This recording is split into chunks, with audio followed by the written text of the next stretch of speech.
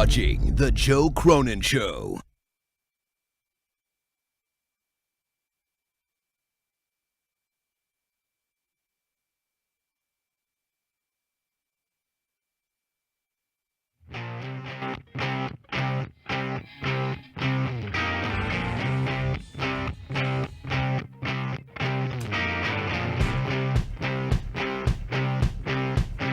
WrestleMania is over. WrestleMania 31, another one in the books. And welcome in to youtube.com/Joe Cronin Show on our special Cronin Mania. Background made by Isaac Rojas. Man, can you believe what just happened? A lot of people called that in a way. WWE had to do something about Seth Rollins. And welcome to the WrestleMania 31 review. WWE had to do something. Reigns wasn't the guy getting booed. Lesnar was getting, fairly cheered well. And look what happens. I can't believe it. I got to turn my volume down behind me.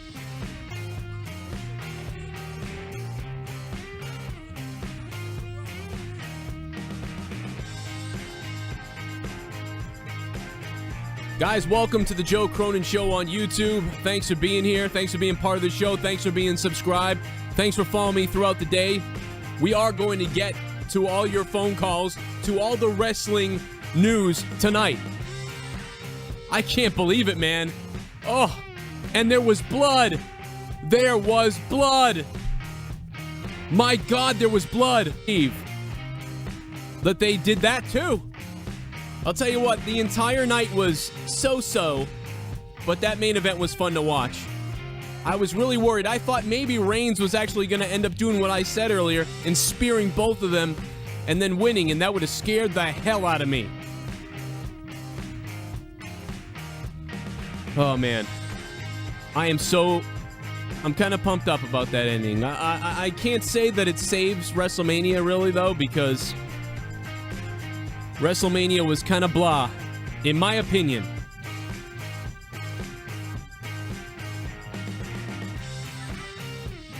I still can't believe, why in the monkey hell do you bring Sting back?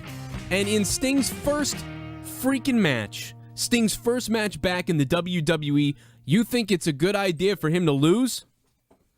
I mean, I understand what they did. I get it. I enjoyed that DX came back. I enjoyed that the NWO faced off against DX. I understand how awesome that is. And guys, give me about 5 minutes and I'll get to your phone calls right here live on youtube.com/Joe Cronin Show. I will tell you, listen, I was surprised as hell to find out, that Sting was going to lose. I had no clue.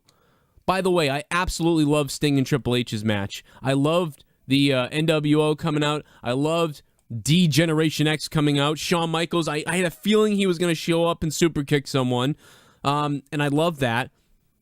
And the only thing I didn't love about the match was, and I mean, we'll get to Triple H's freaking Terminator entrance in a second, by the way.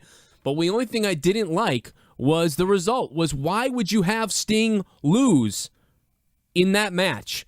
And so much for the Divas stealing the show a little bit, or everybody wanting the Divas to be more over, because that didn't happen at all. They came in with their tag team match, had their little tag team match, and then got out of there.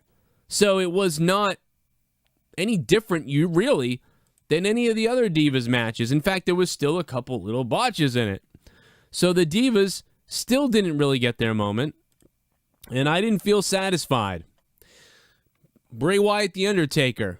We'll get into that too. I tell you what, I'll get into some more of this, but let's take some calls right off the bat. I know we want to talk. I know you want to talk. I know everybody wants to get their voice on the show right now, and we're going to talk about WrestleMania. We're going to talk about everything that is wrestling. And we're going to do it live tonight right here on Joe Cronin Show. Make sure you subscribe, click the like button, show us the love. Let's start it off with 708. What's going on? What's up? What do you think about the handshake of the Triple H and Sting match? I didn't really think it made much sense because, here we have this gang-type war going on, and then Triple H uses a sledgehammer to win, and then they shake hands. I mean, I thought that was very strange. It's stupid. Like, now we're going to get Rock and Triple H at WrestleMania 32 now?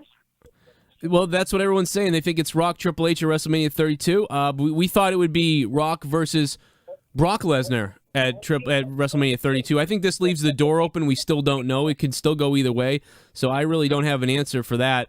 But 956, you're on. What's up? Hey. Hey, what's up? What'd you think of The Rock versus Triple H? That little moment they had? Yeah. The little moment they had, I mean, I thought that moment was fun. I enjoyed it. I thought maybe Ronda Rousey would have knocked her out or something, not just put her in like a little armbar-y thing. That would have been nice, and I would have enjoyed it, and I wish I got to see that. So I thought it was okay. I really liked it. I thought the ending was anticlimactical, but the whole moment before that was really fun and surprising. I didn't think that she was going to get in the ring. Maybe some people saw that coming. I guess I didn't. Just being honest. What's up, Pittsburgh boy? Hey, how's it going? Well, hell, son, I'm drinking beer. No, how you doing? I just can't wake up in the morning to cancel the network. Oh, I know it's weird. I'm kind of like excited and pumped up because of because of that last match, kind of, because everything was crazy. But it doesn't take away that the WrestleMania, I think, was a so-so WrestleMania. And I mean, the pay-per-view was good overall, but with me being a Reigns supporter and fan, just what they did with him, I did not like that at all. I hated that. Well, I mean, here's the thing. I think if Reigns won, he might have gotten hit with a battery tonight. But I actually loved it. I jumped around and was chanting. I mean, the only thing that makes me upset is, the whole point. Here's where I am a little bit upset. Let's back this up a little bit. So, Brock Lesnar's built up to be the champion, built up to be this crazy thing, and they got out of it, okay? They got out of it. They threw the swerve at us all, Vince Russo.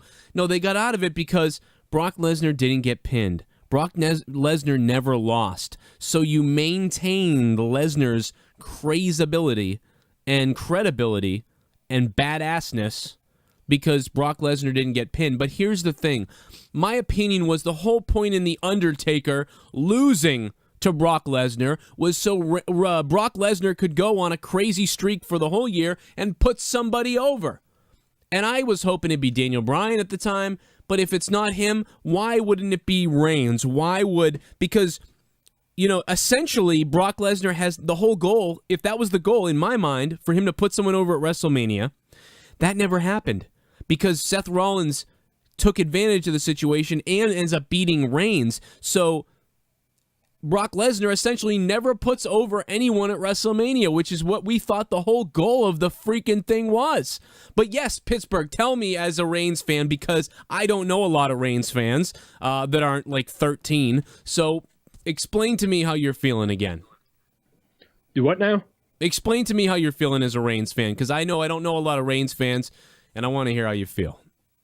I ain't too happy because, I mean, why would you put a guy through winning the Rumble, going to Fastlane, face Daniel Bryan for his spot at WrestleMania, doing all this work with the Authority and stuff, and then have him lose like that? That makes no sense to me. I'm kind of there with you on that. It is a little bizarre. But as an asshole, because I don't like Reigns, I was cheering for Seth Rollins, and I was very happy that happened. However, it kind of eliminates the whole purpose, like you said, and like I think too. And the only solution in my eyes is for Brock Lesnar to be back here next year, facing somebody again, and hopefully to still be able to put someone over since he hasn't lost yet. Wait, my camera off there. My camera was real dirty. So, I mean, hopefully you'll get him next time, Pittsburgh. Let's continue to move on. Wyatt. Whoa, we got a bunch of other calls coming in at once. If you could only see my screen, you would know the tough job I have of navigating the Skype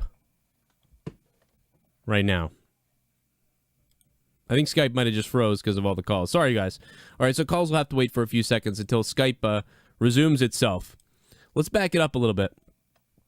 Let's go back into the pre-show. Oh, actually, I think we're back up again. Let's see if we can get it going here. Wyatt, what's up? Yo, those last two matches really did it for me. Yeah, hey, I liked him too. I thought the Undertaker Wyatt was okay. I thought it would go that way, and it did, and I thought it was pretty good. I don't think it was the best Undertaker match. I don't think it was the worst. I think they kept it to the right time frame. You know, they didn't go too long.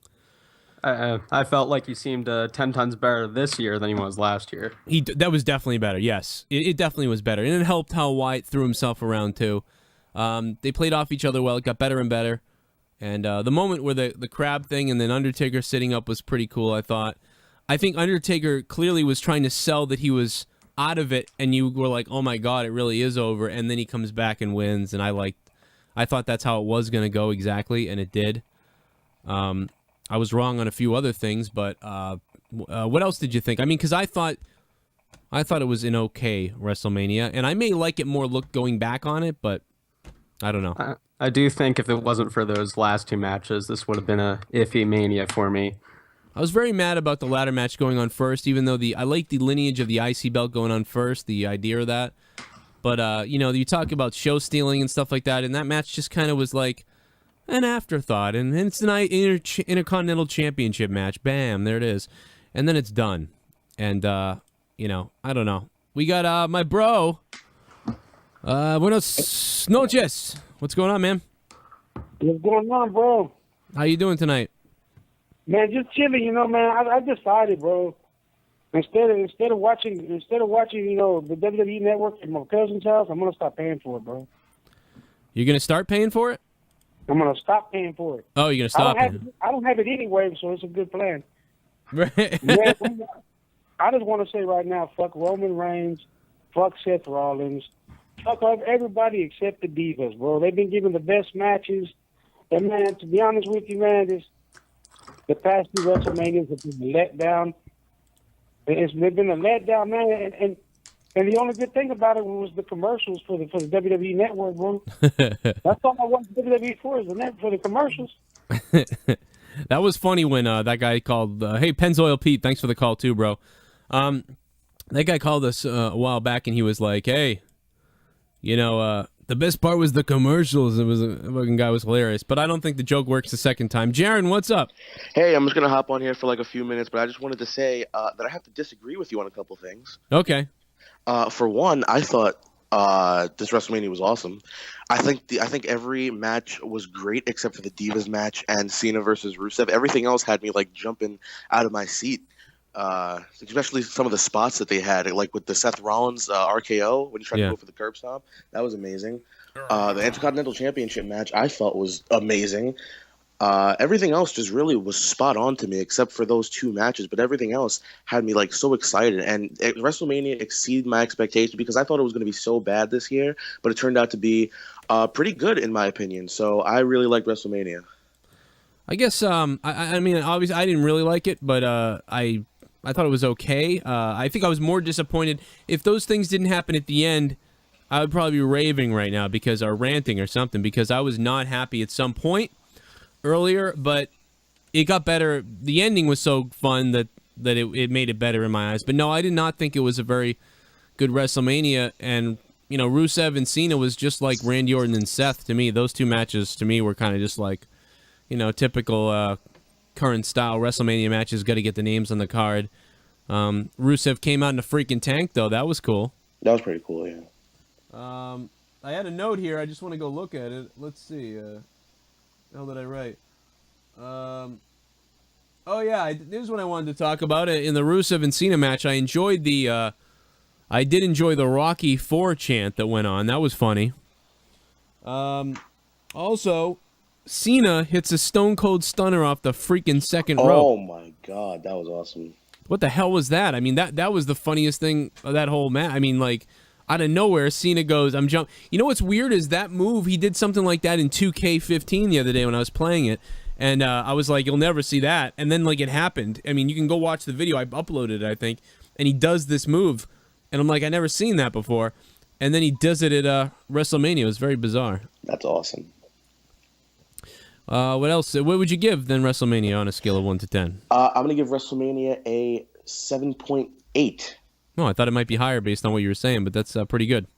It wasn't the greatest. I'll agree that it wasn't the greatest, but it exceeded my expectations. I was going to give it a 5 before it even started because of what I thought it was going to be, but it didn't live up to the hype that it didn't get. So, if that made any sense, Yeah. I thought it was pretty good. Yeah, it went in. It really didn't seem to have any hype going in. It was just like, this is WrestleMania.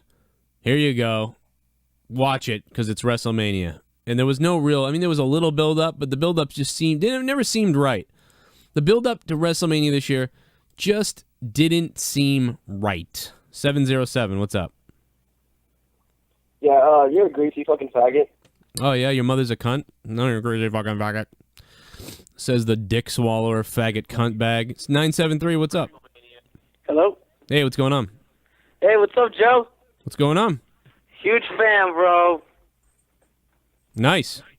What do you think of WrestleMania? Man, it was crazy, man. That Money in the Bank caught me off guard.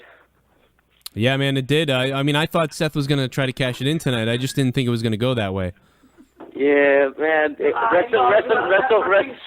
WrestleMania, man, it exceeded my expectations. Well, it didn't exceed mine, but I'm glad it exceeded yours. Graham? Oh, sorry, bro. Call in again. I'll get you back on. Oh, there was no Sheamus. We'll see him tomorrow night on Raw, I bet. Graham Hall, what's up, bro? What's up, Joe? Hey, I was pretty excited about the matches tonight. I was pretty happy with most of them. I actually agree with Jaron on this one. I didn't like the Rusev Cena match. I didn't like the Divas match too much. No, I didn't either. My biggest complaint about the night was that the Intercontinental Belt match didn't go too much longer. Yeah, it was weird. And it kind of seemed like those ladders were kind of weak tonight. I mean, yeah, Barrett was able to kick off what do they call it? the steps to the ladder easily. That bedazzled Stardust ladder. Bro, I lost it when he did that. I don't know why I cracked up laughing like insanely. I thought it was so funny. Hold on, but spot of the night though, Bray Wyatt in the crab, and then Undertaker doing his sit up, and then the crab just collapsing. Yeah, that was funny. Yeah, I love that. That was kind of funny. I like that moment. All right, get some more calls. All right, thanks, man. Oh, are you done? All right. What did you give on a scale of 1 to 10 though? Before you go. Oh, I give it a 9 tonight. That was much better than the hype up for it to me. There wasn't no hype, but I mean they outdid themselves with no hype. I would say if there was a hype was a 4. I was gonna give tonight a 6 up until maybe a 6.3 after the Undertaker match, and I say maybe a 7 after that ending, which I thought was great. I thought the match was fun. It was fun. Roman Reigns got his ass kicked. He got punched around, punched in the face, got waffled a couple times. I mean, yeah, but that match ended the only way that it could, where everybody could save face. That's a great point, yeah, because if Reigns wins, he gets hit by a battery. And if Reigns comes out with the title on Raw tomorrow night, I mean, he gets just, somebody steps on his head. I mean, that crowd explodes into insanity. Yeah. All right, well, 901. You're on too. What's up? Well, I have a pretty oddball question. So there was a bunch of commercials for the new WWE Network content, and which one of those did you think any of them were any good? If you did, which one do you think was the best? Graham, help me out because I walked out of the room on these commercials. What happened? I don't get it. All right, so what happened is the WWE Network is talking about putting some new content up there, a Jerry Springer show, and some Talk is Jericho's coming up too. I mean, no, not Talk is Jericho, just a different Jericho podcast. Yeah, another Jericho podcast and another Searching for the Next Diva.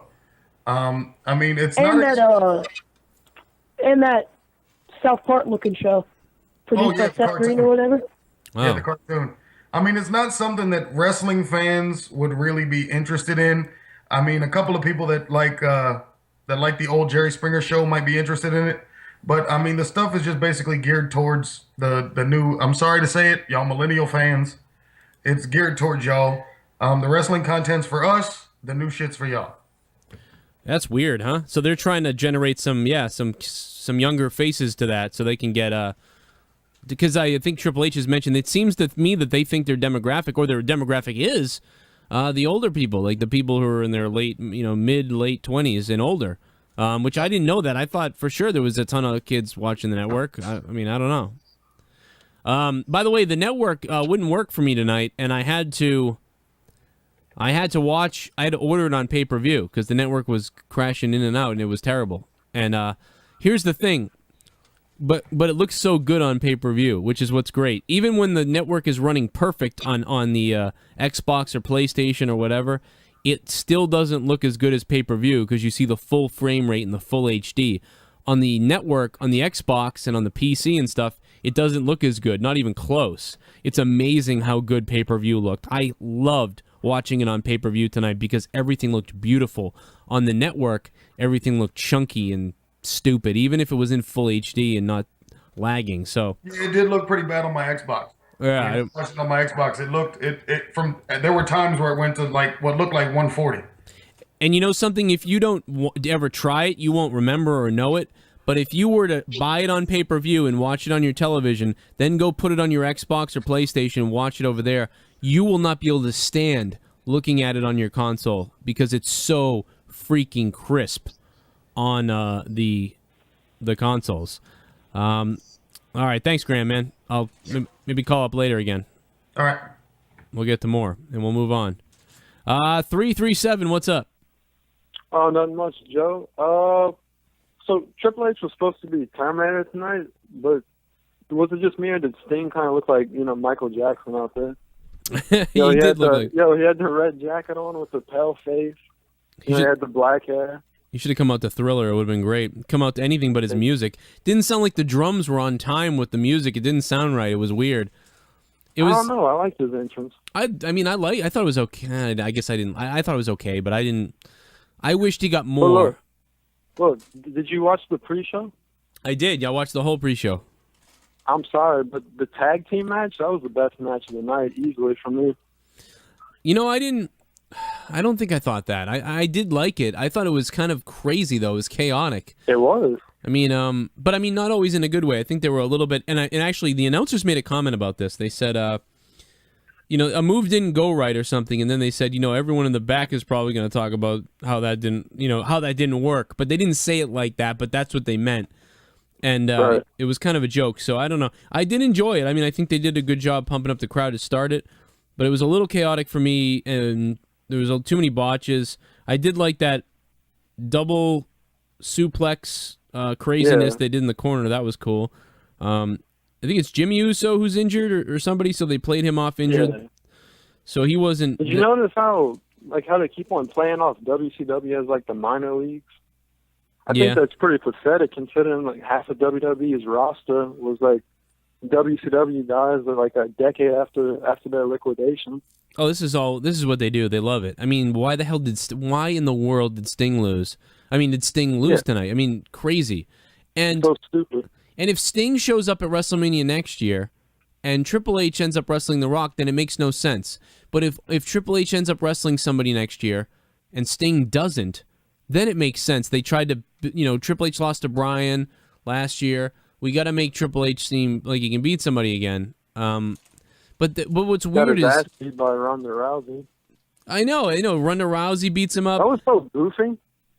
Well, and Triple H needs a sledgehammer to win too. So it's I don't understand why he would win that when he needs a sledgehammer to win.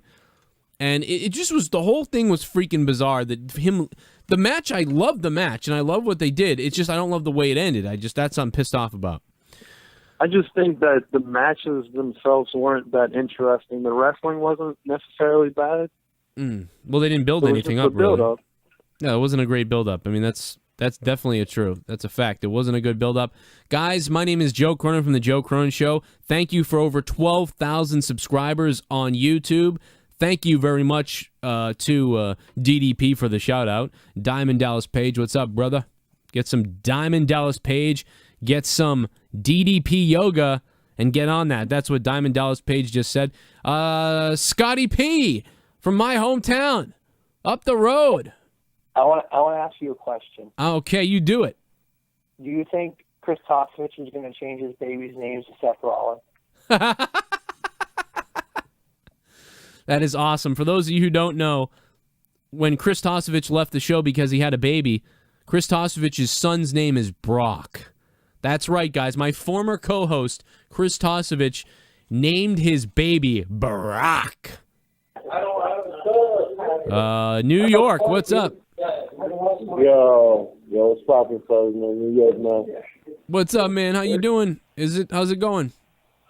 Yo, what's poppin', man? Yo, man, then I called in on Monday, man.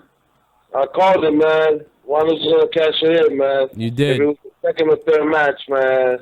It's fucking so predictable, man. I'm not gonna watch wrestling anymore, man. You're done with it. A lot of people have mentioned tonight that they're done, and yeah, it's predictable, and people were done, and a lot of people did bring up Seth winning, and you really called that one last week because you said it was gonna turn into a triple threat, if I remember right. Yeah, man. It was predictable, man.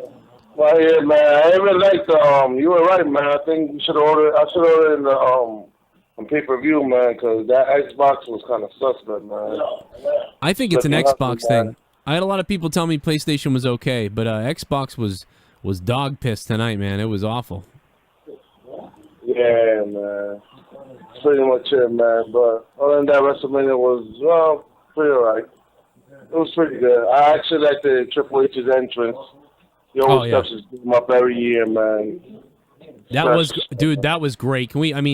Triple H's freaking insane entrance. I mean, it was so awesome. I really thought that was great. I don't know why. I know there's probably some people who are like, that was retarded, but it was. I loved it. I thought it was great. Yeah, man. All right, man. We know you're gonna be online for a while, man. I'm just calling, man. Anything I call it all, man. With my boys right here. Nice, man. 15, man. I'll watch the replay of it while we smoke a blunt later on, waiting for my boys. Nice, man. Man. You smoke one for me, New York. And you have a good night, buddy. 631. You're on the Joe Cronin Show. What's up? Hey. Hey, man. Hey, I was just, this is the Joe Cronin Show, right? Negative. This is the Howard Stern Show. No, I'm just kidding. This is Joe Cronin. What's up? Okay, I was just calling because, I was going to see your opinion on, Sting losing and, if that was the right thing they should have done. No, I don't think so. I can't believe that the guy loses his first match. Triple H got the crazy entrance. Sting got the less crazy entrance, and he loses on top of it, and he gets hit by a sledgehammer. I thought that was bizarre. I don't understand that. Yeah. All right. 817, what's up? Oh, 817 hung up. 202, you're on the Joe Cronin Show. What's up? Hey, what's going on, Joe? Hey, nothing much, man. Just doing crack cocaine, and I'm killing people. No, what's going on? That was, man. And I'm snorting Sharpies. It was complete bullshit. Yeah? I hated that fucking ending. Are you really going to make... I'm sorry, that just made Lesnar look really fucking weak. You had a dude who got his ass whooped by Randy Orton early in the show. He gives, 4 F5s to Roman Reigns, and he's kicking out on all of them. Well, but that Lesnar... is complete and utter bullshit. Well, you're right. I mean, they did... I mean, you could say maybe they made him a little weak. I mean, but Lesnar never got pinned, so Lesnar's never lost. I mean, really, he didn't get pinned, so Lesnar still seems crazy. Never got pinned, so it's okay to me. I'm a little worried. I just was happy that Reigns didn't walk out with the title. I felt like when Cena would get screwed out of something, I would just cheer for whatever. I couldn't believe it. I thought for sure we were going to see people hucking stuff into the ring tonight, and they might have been worried about that type of stuff. So they sent Seth Rollins in there, and the weird thing about the whole thing is, if Lesnar hadn't signed, I would understand this. But from what I understand, Lesnar's booked to be there tomorrow. I'm sure now you're going to get Heyman. My client didn't lose at WrestleMania. Roman Reigns lost. He still hasn't been pinned and all that stuff. You'll get all that junk from Paul Heyman tomorrow on Raw. But my thing is this. Yeah. The Undertaker, it took 3 F5s for the Undertaker to get out of here. Yeah. 4 F5s, and he's still kicking out and able to Superman punch and do all that other stupid shit. Yeah. I mean, come on. This is another fucking Cena. Why can't they write a new script? Why do they have to follow the same script for everyone who's quote-unquote their guy? That's what I don't get. Why do they have to follow the same Superman shit. I can't stand Reigns either, and I'll tell you, I can't stand it either. But I think they did write a different script, because if they didn't write a different script, you would have saw Roman Reigns beat Brock Lesnar tonight. I mean, you would have saw that. That was the classic script. But they went off script with having Seth Rollins come out there, and but you know what I mean. So it almost got there, but it didn't quite get there. I don't mind, you know, Reigns looking a little stronger because he's really supposed to. I mean, I don't like Reigns. He can't do anything. Stupid man punch. It's stupid. I mean, it looks dumb. He jumps up and punches him in the face. I mean, like, I'll tell you, but let me tell you something. That was the best series of Superman punches I've ever seen, because Lesnar sold those things awesomely. I mean, it looked awesome when he was doing it. I don't know why. I never think it looks awesome. I always think it's the dumbest thing ever, but it looked awesome to me tonight. So I get what you're saying, and I appreciate the call. Thank you guys, everybody, for calling, and we're going to continue with the calls in just a second, but I want to mention something. I want to mention that my name is Joe Cronin, and you want to click that like button, because you see down there on your mobile device, if you're watching on Xbox, PlayStation, if you're watching on your cell phone, wherever you're watching us from live right now, the #1 watch sporting event on YouTube, then you have to click the like button and jam that thumb right up my fucking ass. And that's what you need to do. That's right. Sometimes it's not PG on the freaking Joe Cronin Show. Sometimes people get pissed off when they see mediocre WrestleMania matches. Sometimes I get a little irritated. And tonight I'm a little irritated because the ladder match was a goof. The ladder match should have stole the show like we thought it would. They should have been allowed to steal the show like we know they could. And they should have been allowed to shine. They should have been allowed to put that title up on a pedestal. But no, you know what they wanted to do? Here you go, Brian. Here you go, Cena. They wanted the Intercontinental title on Brian. They wanted the Intercontinental title on the United States Championship on Cena, which I love Brian. Great. And I love that. I think Cena should have won. I think they did the right thing in many ways there. Rusev had his run. Rusev's great, but they did the right thing, I think, as far as that goes. It's the matches that I didn't get. I was hoping for more, I guess. And before you knew it, it was getting to the end of the night. And it was getting dark out. And it was very interesting because I was like sitting there actually having freaking anxiety, thinking that, oh my God, I hope it gets dark enough for the Undertaker's entrance. How about the botched Undertaker entrance? When the camera's panning, everything looks good, he comes out of the smoke, and then Dingleberry director guy on the stage, and then the camera goes, oh, and pans up into the heavens trying to avoid this guy who looks like he just got caught with his pants down in the bathroom. It was hilarious. And it kind of ruined the entrance a little bit, but whatever. Jones, what's up? Hey, all right.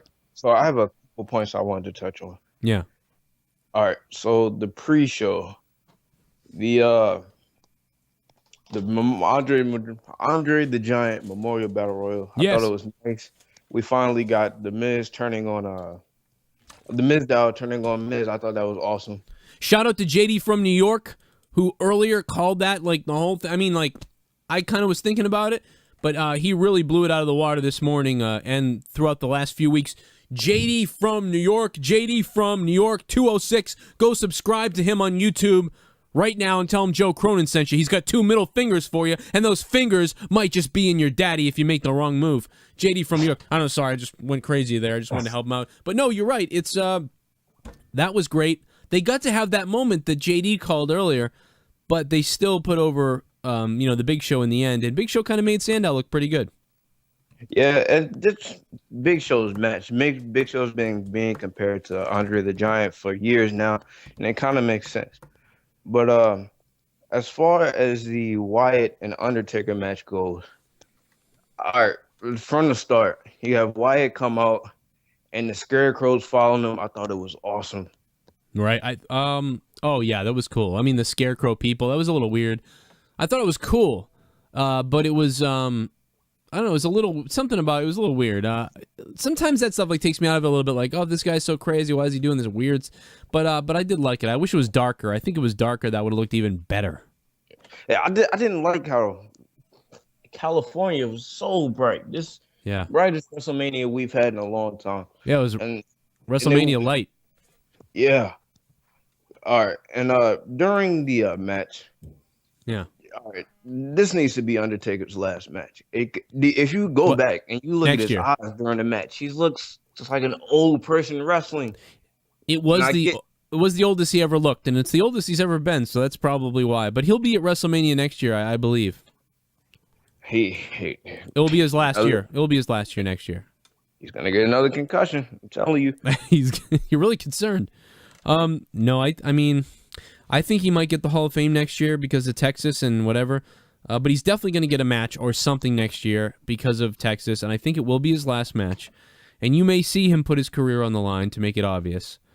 Because how great did Lana look tonight? Oh man, even Leah commented on that. I think Leah wants to have sex with her. Yeah. Would you kiss her? Why are you thinking about this? What the hell? Let's get some. Get a girl over here. Are you drinking? Dean Ambrose is dead. You drinking it? No, I was kidding for your show. Oh, okay. Jesus Christ! I'm getting pretty serious. I'll go out and get a girl right now. Dean Ambrose is dead. Dean Ambrose is dead. Great point. I'd kiss Dean Ambrose. Yeah. Well, who wouldn't? I mean. Did you see that powerbomb on the ladder? I am Dean Ambrose. Yes. He snapped the ladder in half and landed on his neck. He's cut. I mean, they made it seem like he was cut because they had towels. Leah mentioned there was towels behind his head. I didn't see that, but. When he rolled over, he kind of went and they put a towel on. Oh, okay, so maybe he cut his head. But I mean, the goal was to take him out so that he wouldn't, get, he took a big bump on purpose for that. But, I mean, I am a little disappointed in what's going on with Dean. I mean, if you ask me, out of the three guys, who was going to be the one who, walked out of WrestleMania without a belt, I can't believe, that Dean Ambrose didn't get something. He's the most well-rounded.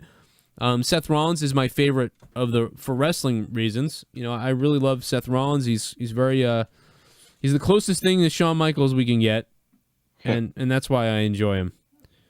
Yeah, Joe, I'm going to let you keep on taking calls. I want to just say, this WrestleMania marks 1 year when I started watching the Joe Cronin Show. I'm a huge fan. And just keep doing what you're doing, bro. All right, man. You have a good night. Thanks for the call. You too. By the way, a couple people mentioned, yes, you can get Pokemon cards for just $89. YuckyGamer.com. Go to YuckyGamer.com for Pokemon cards, for opening baseball cards, booster boxes, hobby boxes. Cheaper than eBay, cheaper than Amazon, cheaper than anywhere. YuckyGamer.com for your baseball, wrestling, football cards, Pokemon, Magic the Gathering, you name it. Get your gaming gear at YuckyGamer.com. All right, let's continue. Before we continue, let me tell you something, brother. Well, Hulkamania was running wild tonight, dude. Hulkamania came down as the NWO. Hulkamania was in the back taking a dump, brother. Sorry. I just went a little crazy. And don't you know that Bret the Hitman Hart was there tonight, too? So don't you dare think about messing around with a Canadian, because I might just come out of retirement and hit you 17 times with a steel chair so many damn times.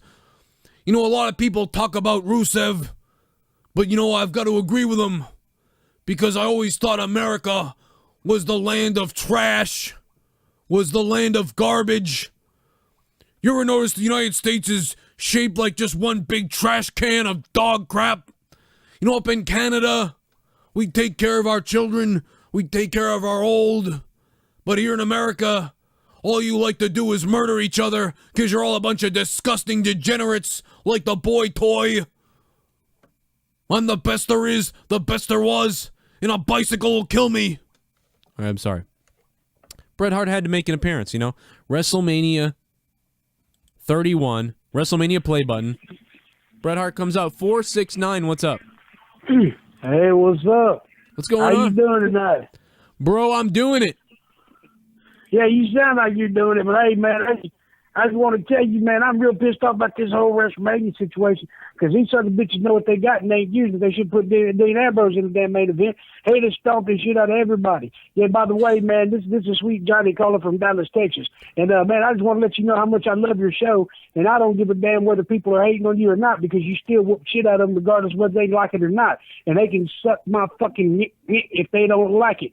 Hell yeah, man. Jesus Christ, I love you. And I love Dallas, and I can't wait for WrestleMania 32 next year in Dallas. Well, man, I just want to say, everything's pretty cool at the Joe Cronin Show, and those who can't pump you need to get pumped. Because, to be honest with you, I think all them boys, with the exception of Dean Ambrose that were in the Shield, I think they're like we used to say in the penitentiary, I think they all sang in the choir together, if you know what I mean. Oh, you got that right, man. Hey. Thanks for the shout-out. Thanks for the pump-up. I love it. Dallas, Texas, showing up to the Joe Cronin Show. Listen, they might be. Wait till Dallas next year. We're going to break records in Dallas, WrestleMania 32. Hopefully it's better than this year's WrestleMania. And Brandon Conley, I tried to put you on, man. Right now, everybody, I want you to click that like button because we have 208 likes right now in the chat, guys. I don't think that under an hour into a show, I've ever had 300 likes before. So if we can get to 300 likes, I'm going to do something a little insane. I'm going to do something a little crazy.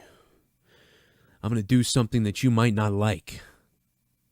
So go ahead and get ready. Earlier tonight, I got to take a quick second here to grab a drink. My mouth's running dry. I want to talk about the Divas for just a second. I want to talk about the Divas, but before I do that, take a look at this clip I filmed before tonight.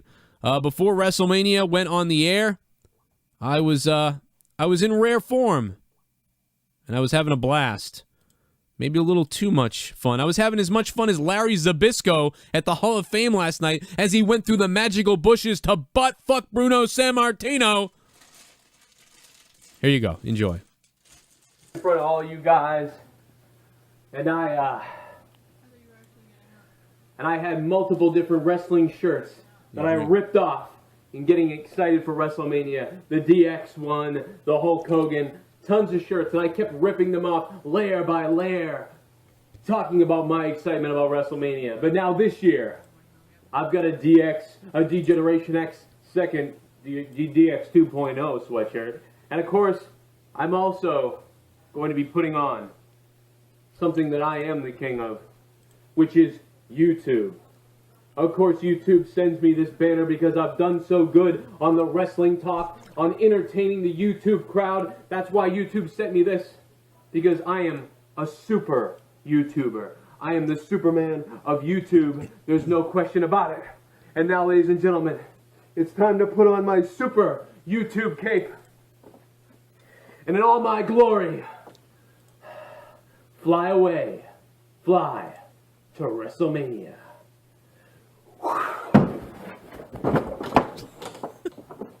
Oh! Oh! Oh! Oh! Oh God! Leah, get! Leah! This is door opening! Oh!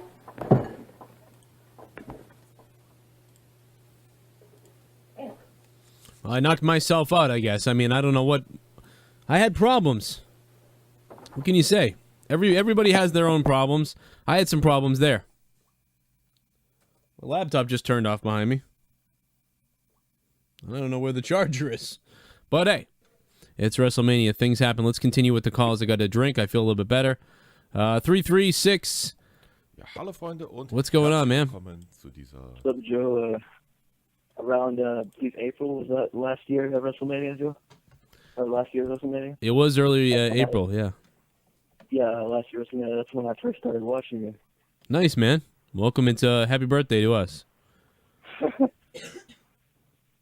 And I heard you were earlier talking about the Undertaker botched entrance. I know that was so fucking funny. Oh, God, I lost it. I was like, it was all looking so, I was so anticipating everything. The entrance was looking really cool. And then all of a sudden, like, Like it was terrible. I hope that I'm assuming they may edit that out. You've seen stuff like that at WrestleManias before, like little things, but that was maybe I want to say that was maybe one of the worst botches. I mean, what the fuck was that guy doing walking across the middle of the stage? Like he had this look on his face like I'm fired. Like he's fired. That's all there is to it. You're fucking fired, bro. 954, what's up? What's up? I give WrestleMania 6.57 range. That's what I'm at with it. I'm agreeing with you. I was at a 6 until the end. The only reason is because of the end. Yeah. Of the WrestleMania, because Seth Rollins cashing the Money in the Bank. I'm like, where's Seth Rollins? Because I know at this point, if Lesnar's getting his ass kicked and Reigns is getting his ass kicked, he's going to come out there and cash it in either at the end or at the end of the match, like going to where he cashed it in at. And I'm like, at first I'm like, is that even possible to cash in during the match? Yeah, I mean, yes, yeah. I wasn't thinking about it either. Other people did, though. Yeah. Undertaker, he looked great. I mean, his body-wise, he looked like back to 2004 Undertaker. Yeah, he definitely still looks like older than he ever has, but at the same time, he looked a lot better this year than he did last year, for sure. I mean, he looked sick last year almost at some point, and the bald head is probably what does it. It helped that he had hair back this year. That was for certain. A lot better. I mean, the NWO DX, I'm like, what the hell? That's what I was talking about, because on Monday Night Raw last week, and when I was on here, I said, where's this going to build up if Sting loses? And I'm picturing now Sting versus Taker next year and Rock versus Triple H. Yeah, that's a great point. And I guess I'm surprised that it's not Brock Lesnar and The Rock, but it seems like they did kind of sort of set up Triple H and The Rock, and maybe that's why Sting lost to Triple H, maybe? I mean, I don't know. It's controversial. I don't know if that's why they did that. I'm a little confused about the whole thing a little bit, and I'm sure it will all make sense next year at WrestleMania. And I'm sorry I just cut you off. I didn't mean to do that. But Brandon Colby, what's up? What's up, man? Hey, it's my first time calling. Usually I just listen. I don't like to call in, but That's I just right. wanted to touch on two points real quick. Nice Pavel Datsuk jersey, by the way. Hey, thanks. Appreciate that. Anyways, the Sting versus Triple H match.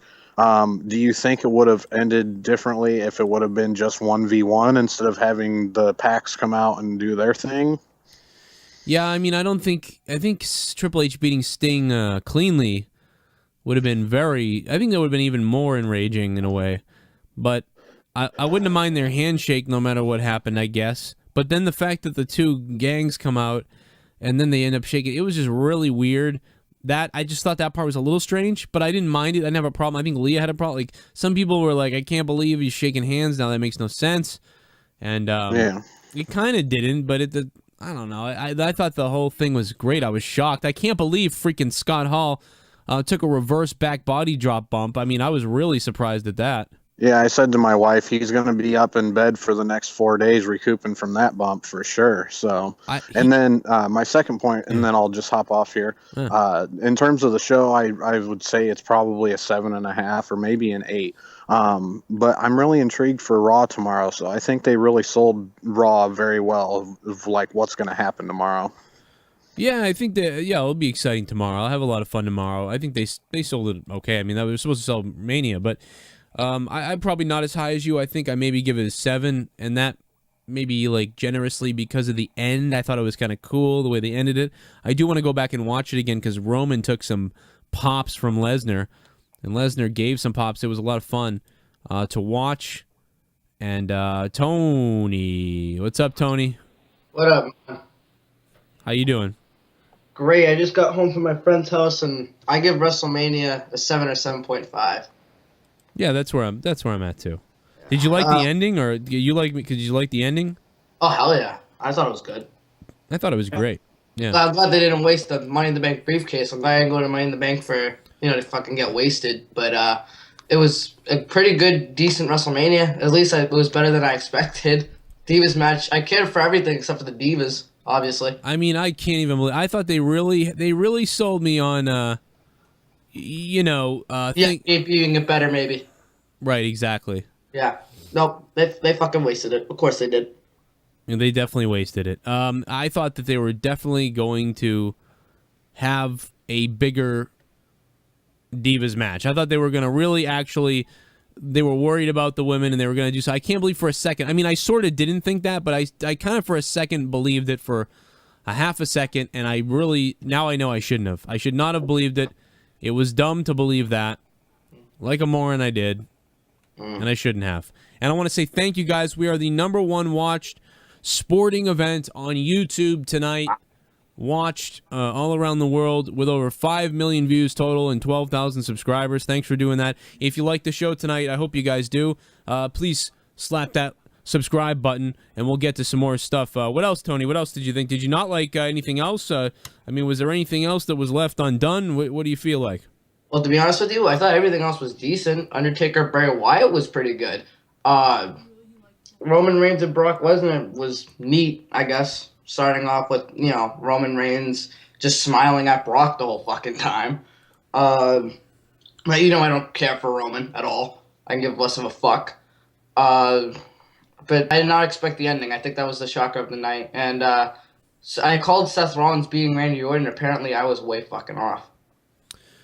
Yeah, I mean, I was off on a few things too, and there were a few little swerves they threw at us tonight.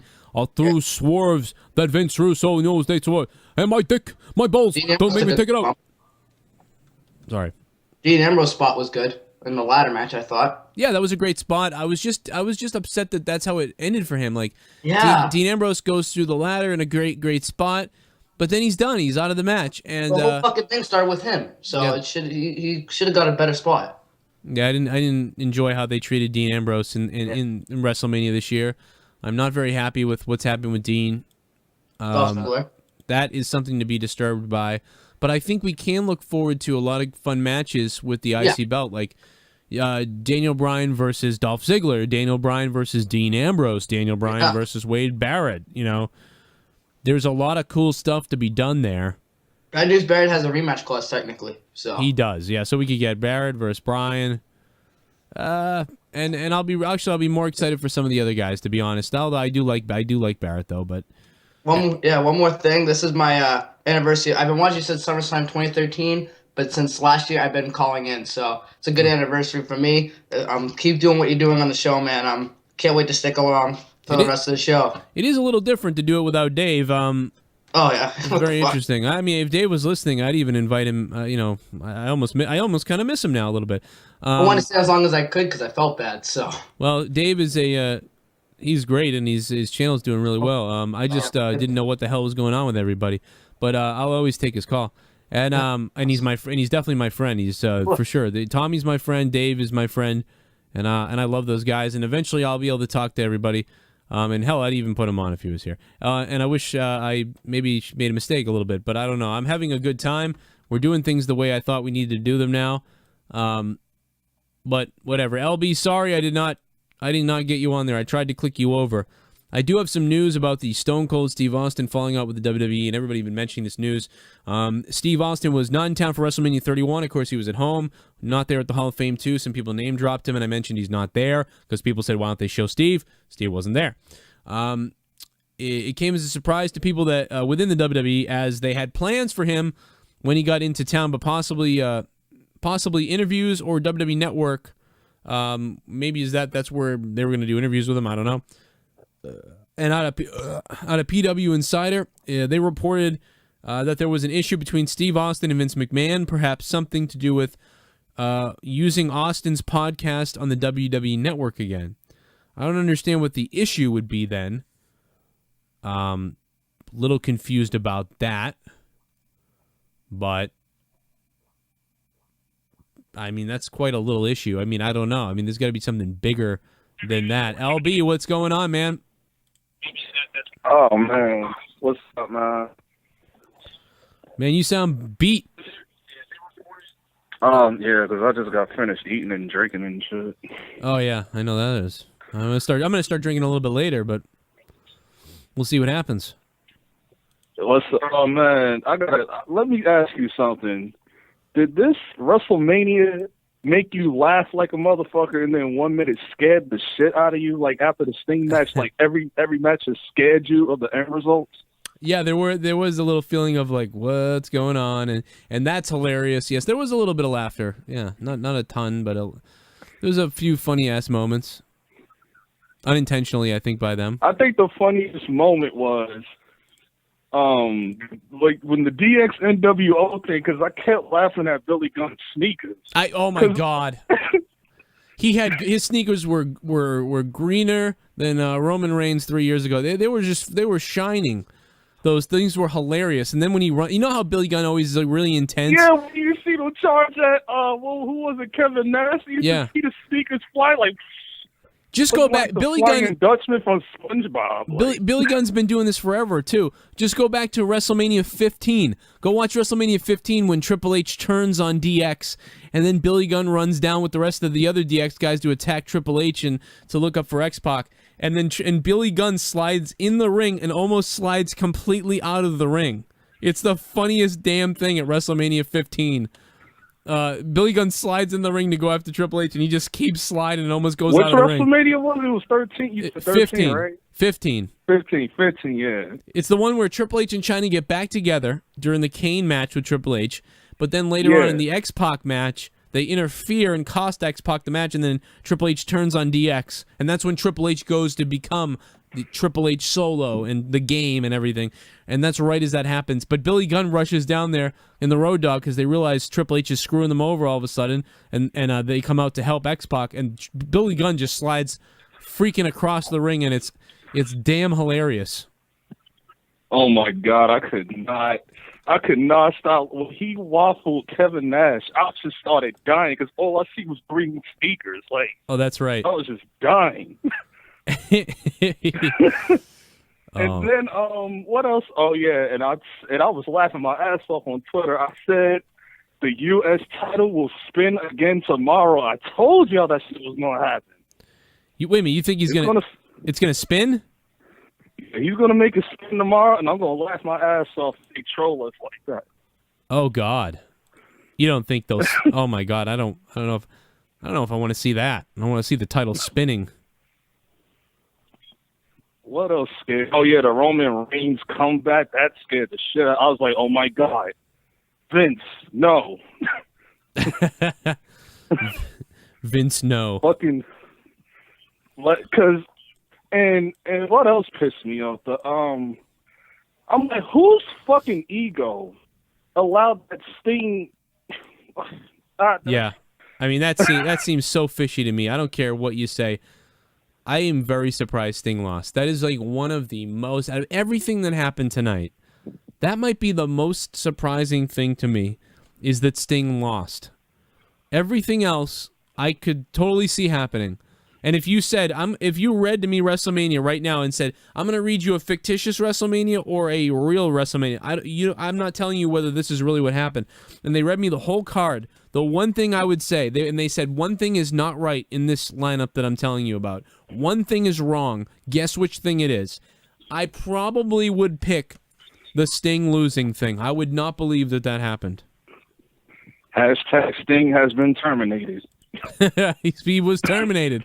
That's what happens. This was all about the Terminator. This was all about the Terminator promotion. That's all it was about.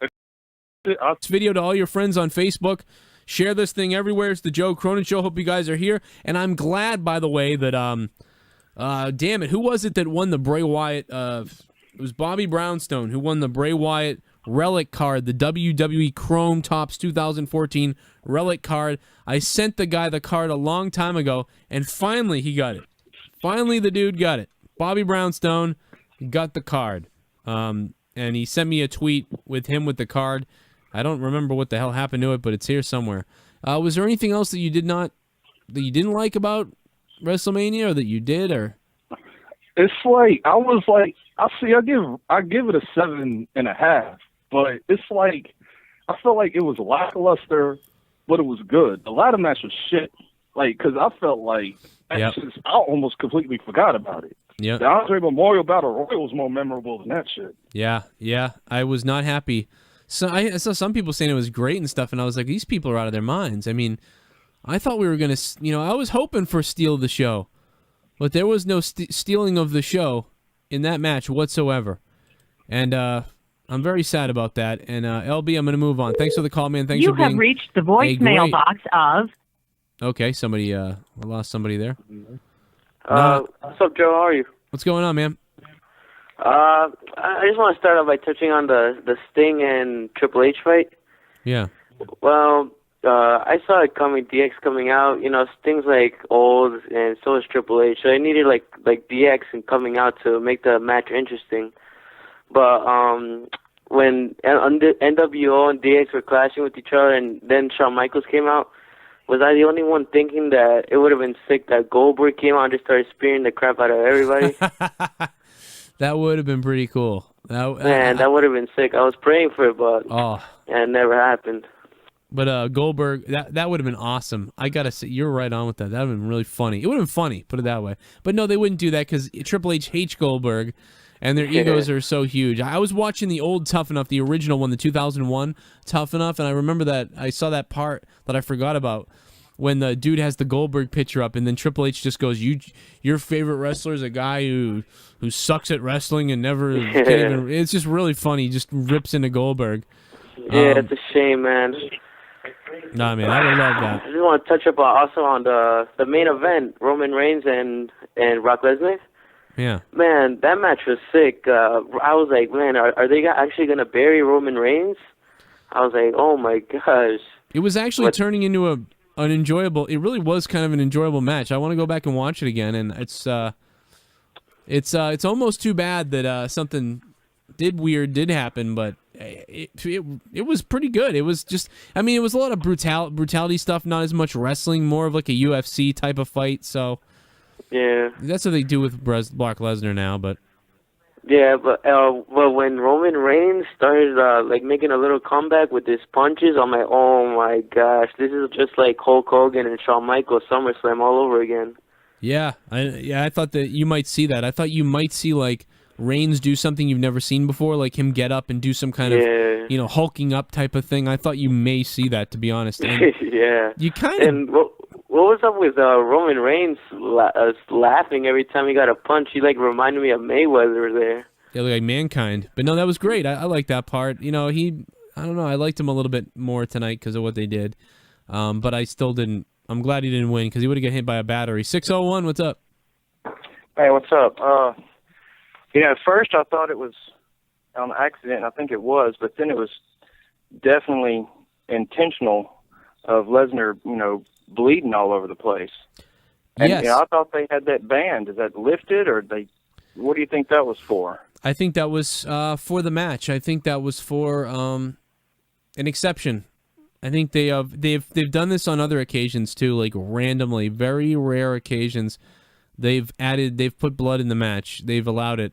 And so, because you think it's not there, and they think it adds to the match, and then they do it. And I applaud them for doing that in that spot. I thought it was really good. It looked amazing. However he cut himself, it almost looked like it wasn't blood. It looked like orange almost at one point. But yeah. No, hitting the pole like that, and then all of a sudden seeing the blood come out was just an awesome spot. And that's the type of thing that we talk about here sometimes, that it is necessary sometimes for blood. And when you get it every once in a while, it's so much more effective.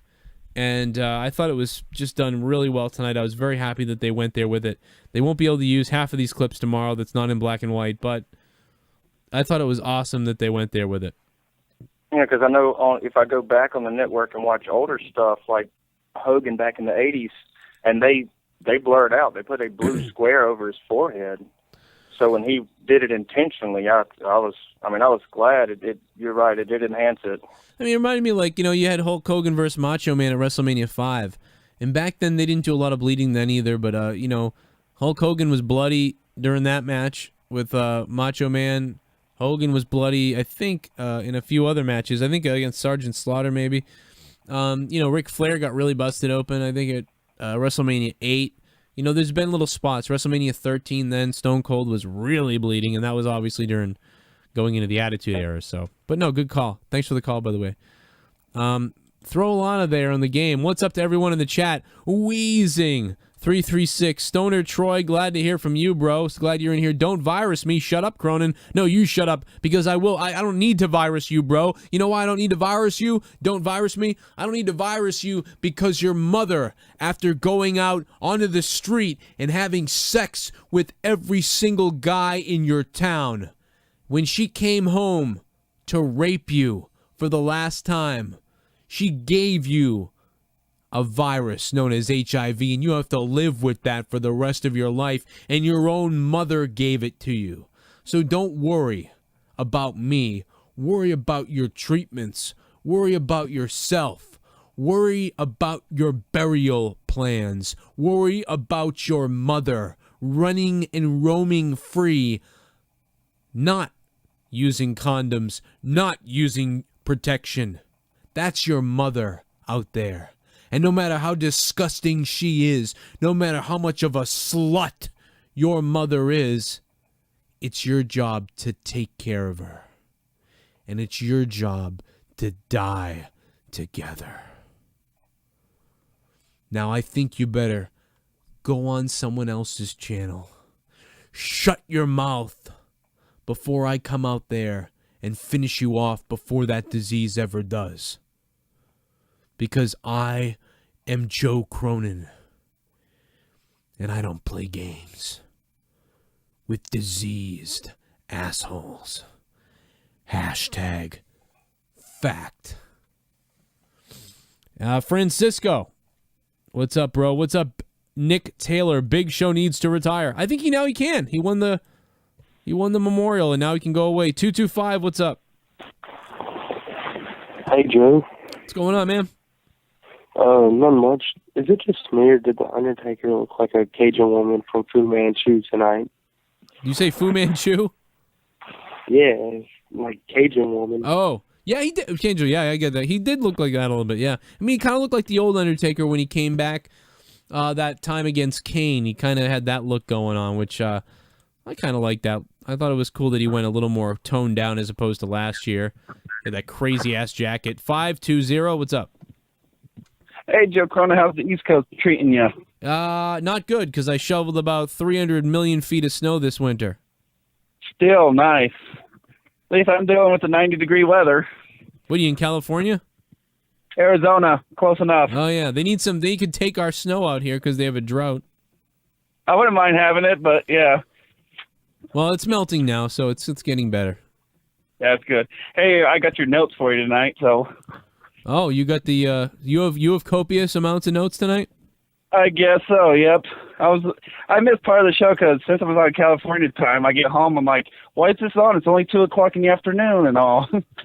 Nice. By the way, everyone, we're over 300 likes on YouTube, so that's awesome. Over 300 likes within the first hour, so that's awesome. Anyway, yeah, what do you have for notes? I'll rattle them all off with you. I don't care.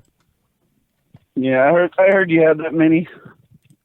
It's awesome. So I missed half the show, but I was watching I got to the part with the Divas. That was kind of you could say a blotched match because it was like no one really got into it. I'm watching this, I'm like, when did they put this match together and all? Which one? And then the Divas. Oh, the Divas match. Yeah, I wanted it to be for the Divas title at WrestleMania. That's what bummed me out about the thing. And then I thought, well, if they actually have a really amazing match or something, then I would understand the title not being defended, and I'll be happy. But instead, we kind of got crap-o-mania with that. I'm convinced that AJ Lee just sucks now. I've had enough of her. We all thought she would do better.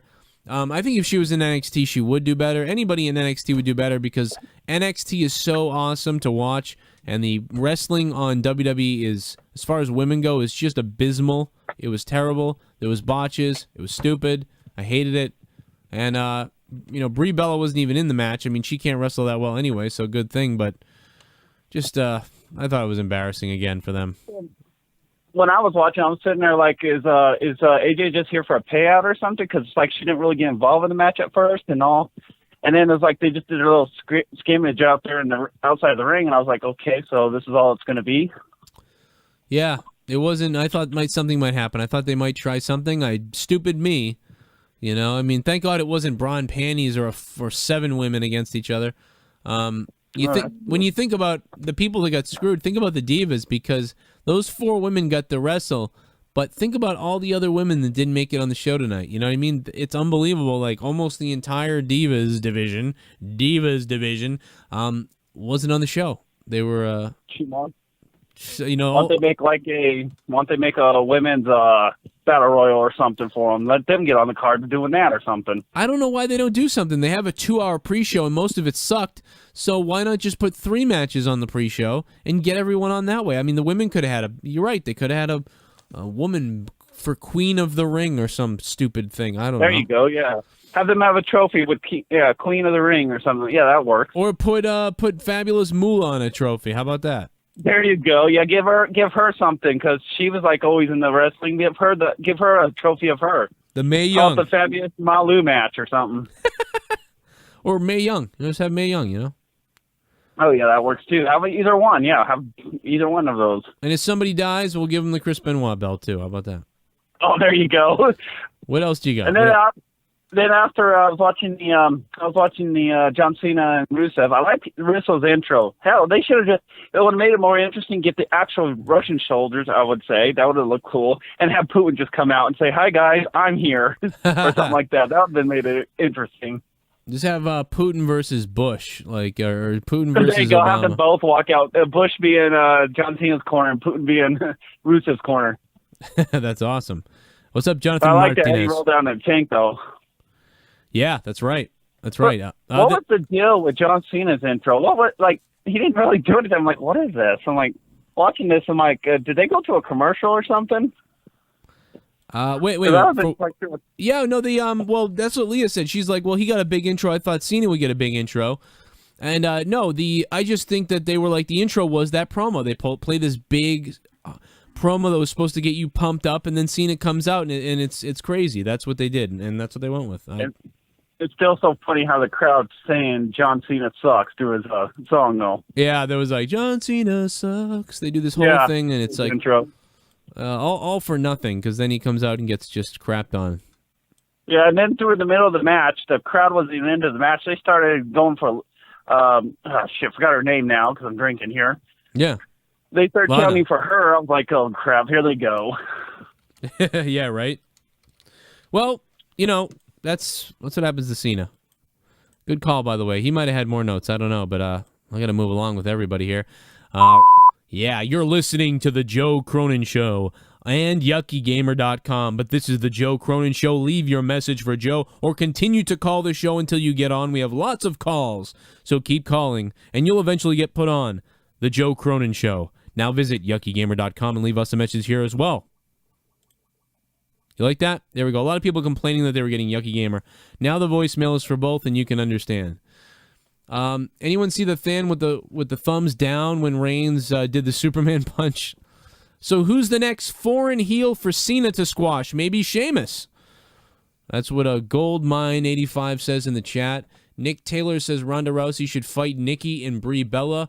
Michael Powell says I can't get in the show to call. You can, man. You'll get on. Don't worry. We'll get on. We'll get off. We'll get nasty. Dick Face Cena 1. Hot Picks. Dick Face Cena 1. We got an unknown phone number calling, and I always enjoy unknown phone numbers because you never know what you're going to get. What's up? Oh. That's what you get when you answer the phone call of an unknown caller. You get, Richard Mencila. What's up, bro? 956. What's up? Hello? Hey, what's up, man? What's up? You know. Am I on or what? Yeah, you're on. I'm just messing with you. It's Joe Cronin. What's up? Oh, what's up, dude? Hey, so I was wondering, I thought the WrestleMania was pretty good. I was wondering specifically why you thought it was so-so or whatever.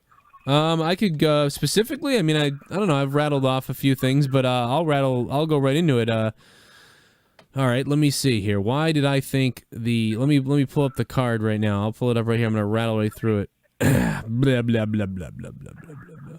Okay, so first of all, the opening tag team match in the pre-show I thought was pretty good, but it was like really sloppy and chaotic. Even the announcers mentioned how it was a little bit sloppy and chaotic.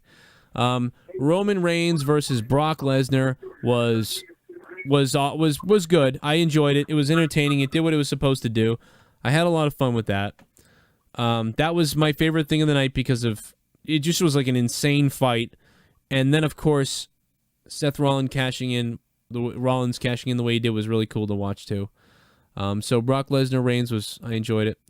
Miz Dow doing what he did with the Miz, expected that. That was kind of cool. Big Show wins. I don't mind that. It was all right. The ladder match for the IC title was kind of disappointing. They stuffed a bunch of guys we loved together, and nobody really shined in the match. Can you remember anything happening in that match? I don't remember what happened. I remember Dean Ambrose took a hell of a spot through a ladder.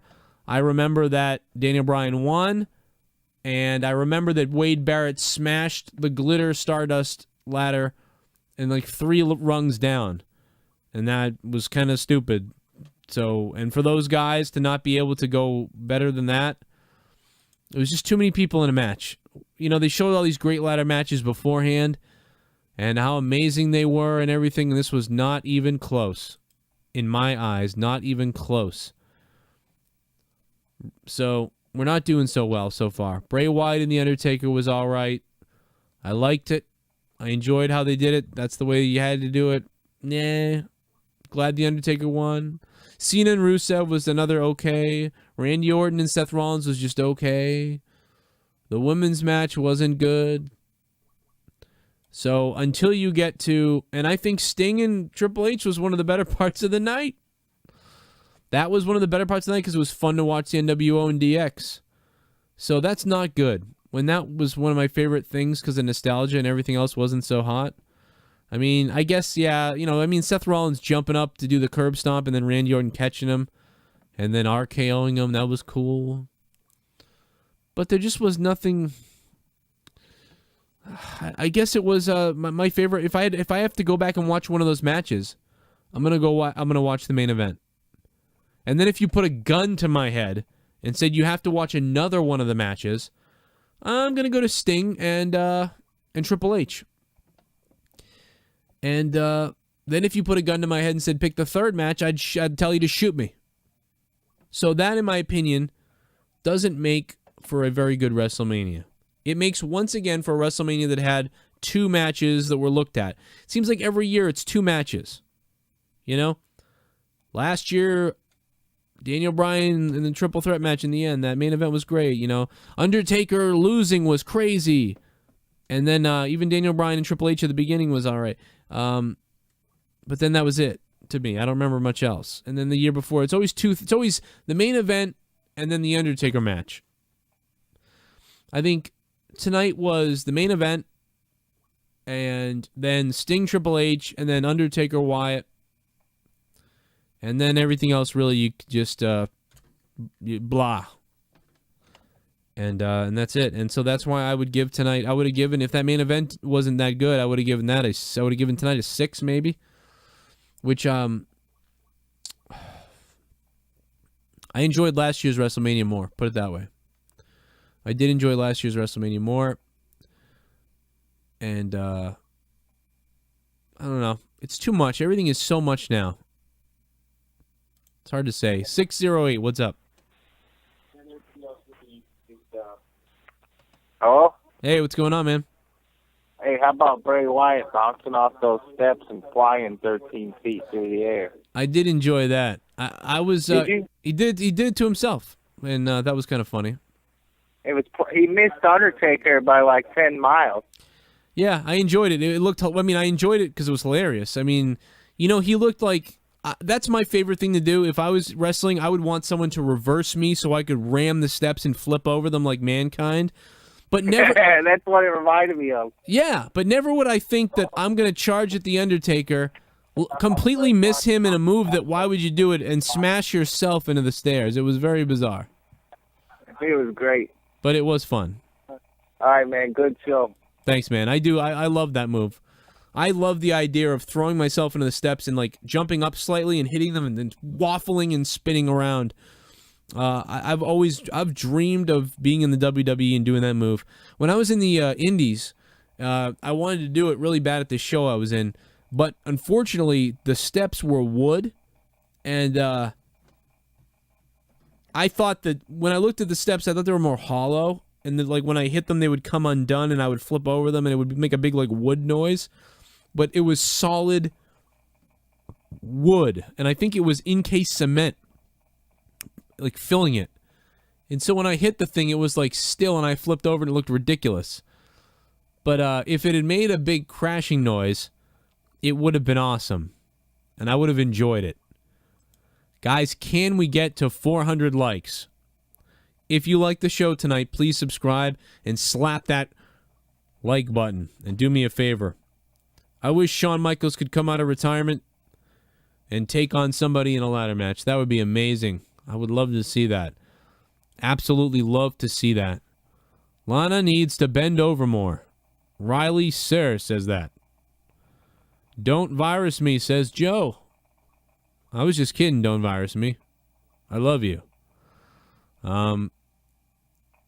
Ronda, the girl with the rock, can kick my ass any day of the week.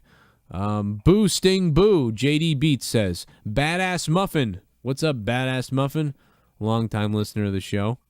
Devin Good. So WrestleMania will be in Dallas. Yes, it will be in Dallas next year. This year was WrestleMania Play Button. Next year will be WrestleMania Star or WrestleMania Dallas Stars or whatever the hell you want to call it. What are the boots Sean has on? He probably killed a deer and put those boots on. Sean's been wearing boots like that since forever. I will say it kind of reminded me of WrestleMania 9 tonight because they were outside and just how day it was for a long time. If you remember WrestleMania 9, it was daytime, I think, almost the whole time. And so this WrestleMania really did remind me of WrestleMania 9. Just the way it looked outside and the way it felt because of the sun. It was cool to see that. I gotta be honest. Oh man, what a night! What a freaking night! Out of control. That tag team match, though, yeah, I mean it was weird. There was a little botched spots, but I don't mind it. I think Lesnar, Paul Heyman will probably come out and cry and be angry tomorrow night. Paul Heyman might do this thing where he's mad at the Authority. And he knew this was going to happen. And when you look at it, they set this up a long time ago. And Dave mentioned this because he said, oh man, they're really pouring it on now. That Seth Rollins is going to interfere the way they're interacting with the Lesnar camp, the way that they're interfering, the way that they're speaking with Triple H and the Lesnar camp, and everybody. So, I mean, hey, he called it. If he was here, I'd tell him he called it.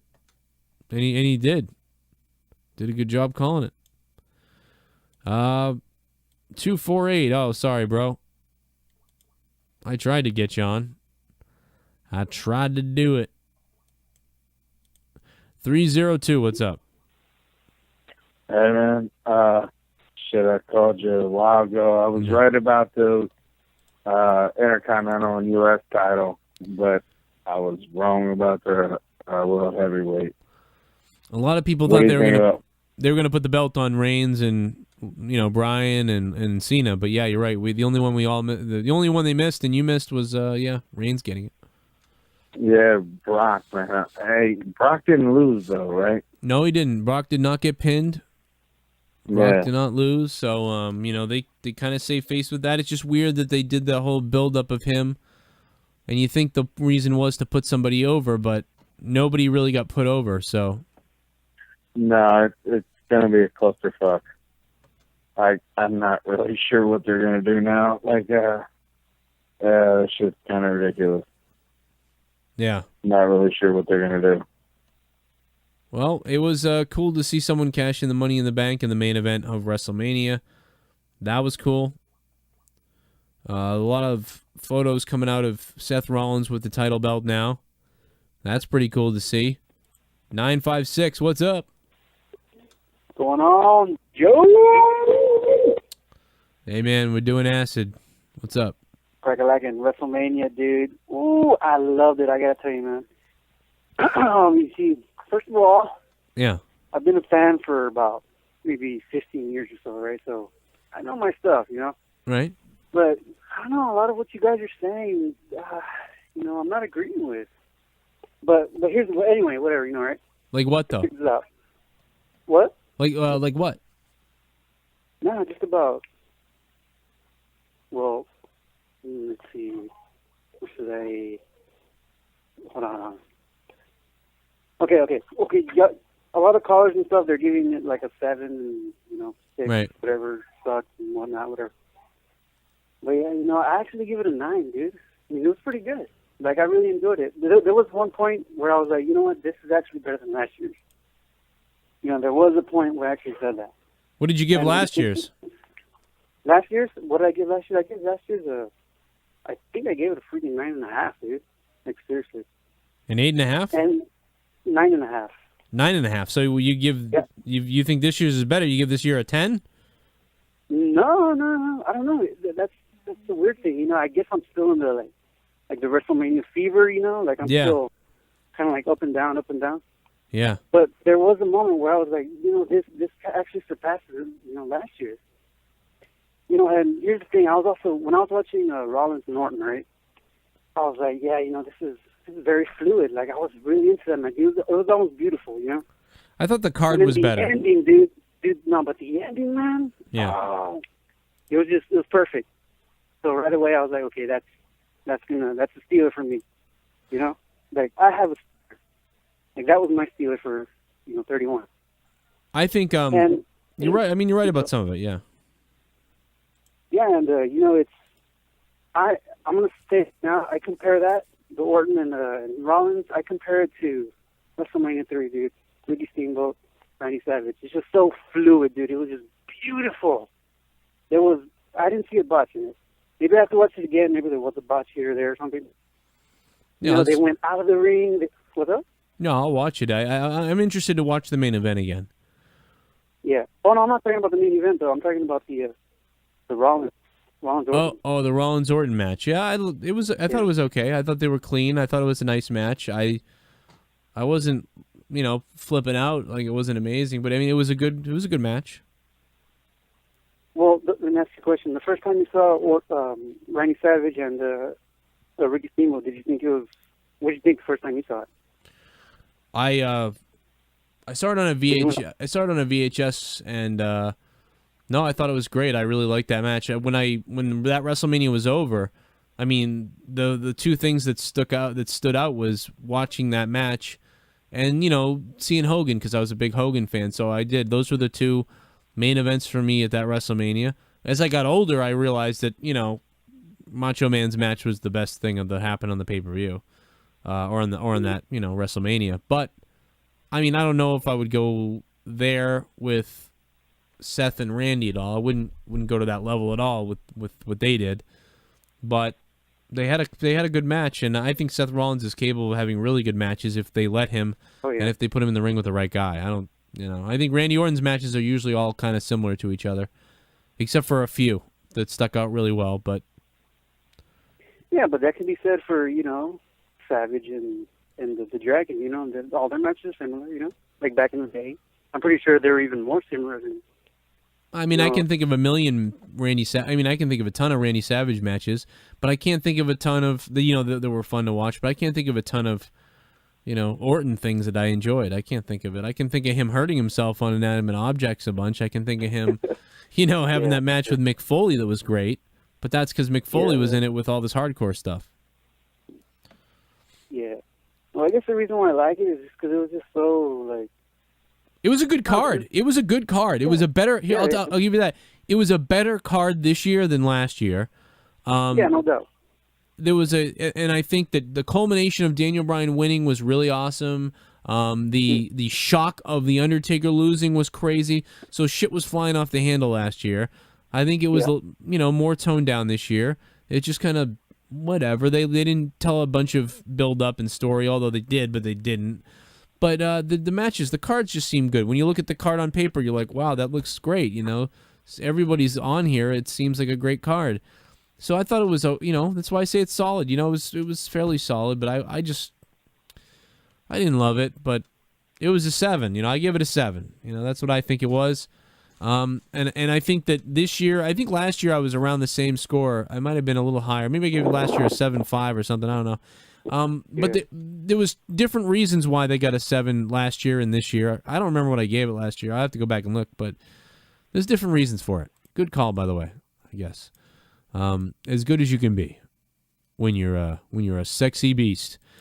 Guys, my name is Joe Cronin, and we've been doing this show for 2 years now, and I want to thank you guys so much for getting us to 12,000 subs and over 5 million views, and for everything that you guys have done and everything that everyone has done. Tommy C, Dave, Chris Tosevich, my former co-host.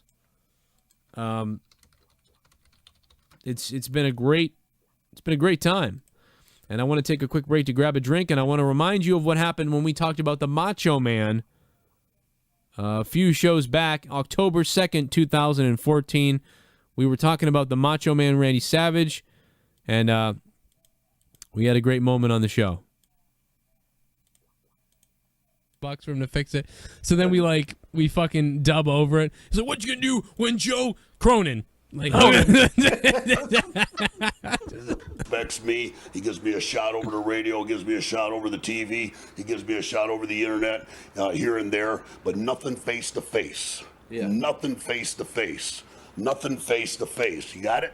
And so that's the deal. So I challenged him 2 years ago to all the nothing money. face to face. No, that's just the record stopping, you know. Nothing face to face. Nothing face to face. That's what he says to his rape victims. Yeah, nothing face to face. Oh my god.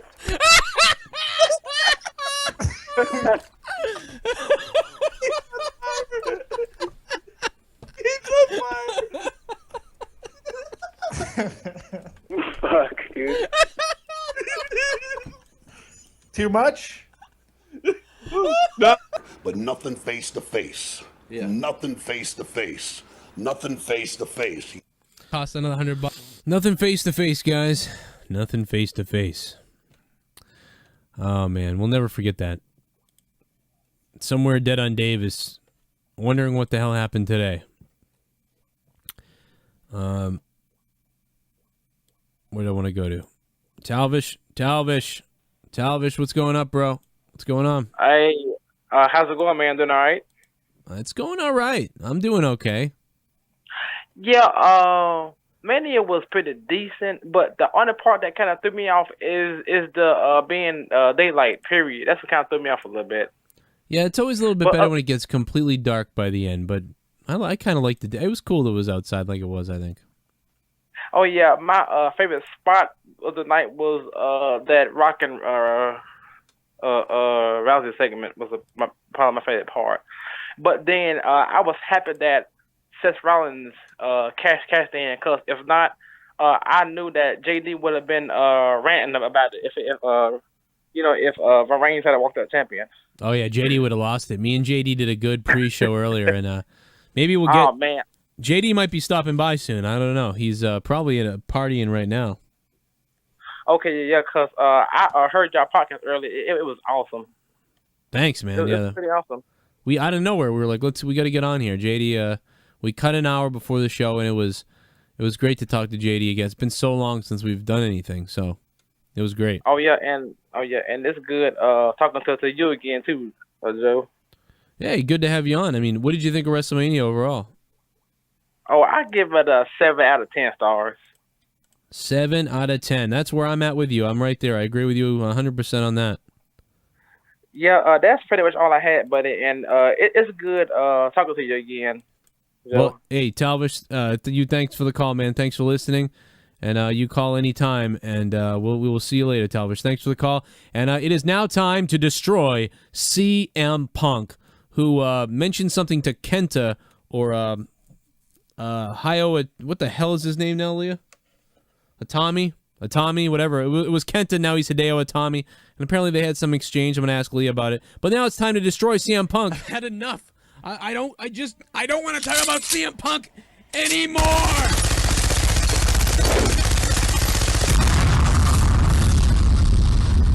There he goes. We destroyed CM Punk. Sometimes you got to go and destroy CM Punk. I put those videos are all up on the Joe Cronin Show channel. 6 people didn't like that one. 6 CM What's happening with Punk CM fans. Punk? I've had enough. What, Leo? I don't. What? It started with a shirt. The whole CM Punk thing with Hideo Itami. What happened? I don't get it. Because you saw it, I don't know what happened.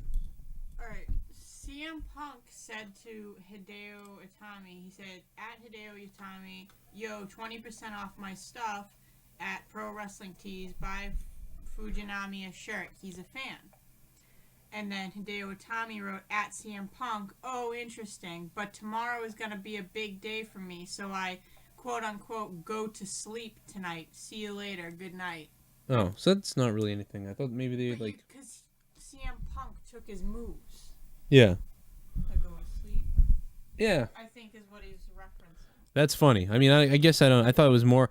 But by the way, CM Punk tweets about ProWrestlingTees.com. That's where CM Punk has his T-shirts.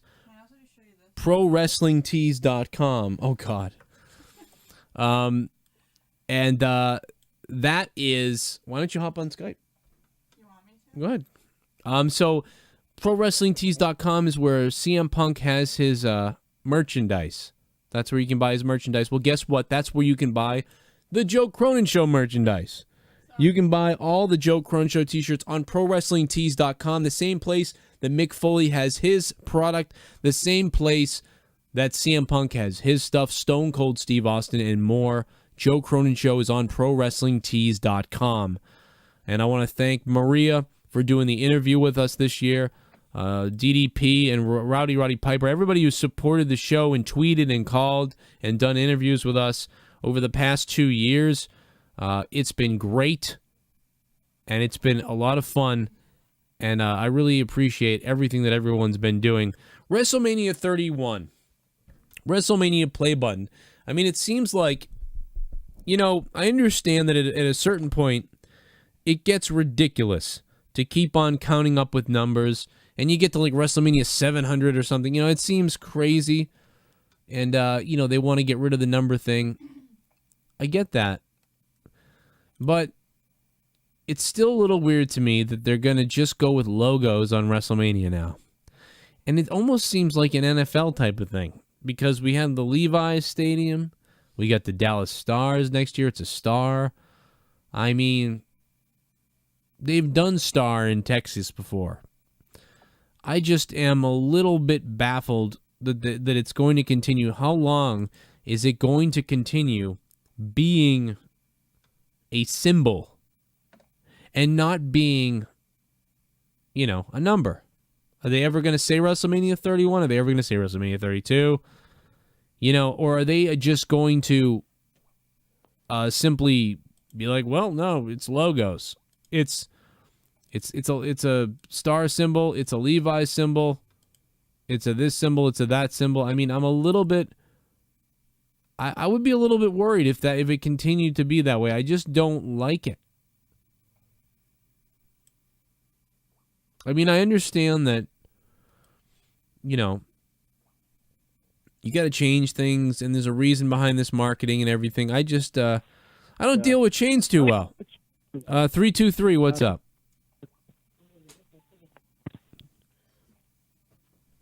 No, goodbye. You're on the Joe Cronin Show. You're off the Joe Cronin Show. Now click the like button. 248, what's up? Hello? Hey, what's going on? Is this the Joe Cronin Show? Morpheus? You got the right place, bro. He hangs up. I love it when they hang up. Has anybody seen my dad?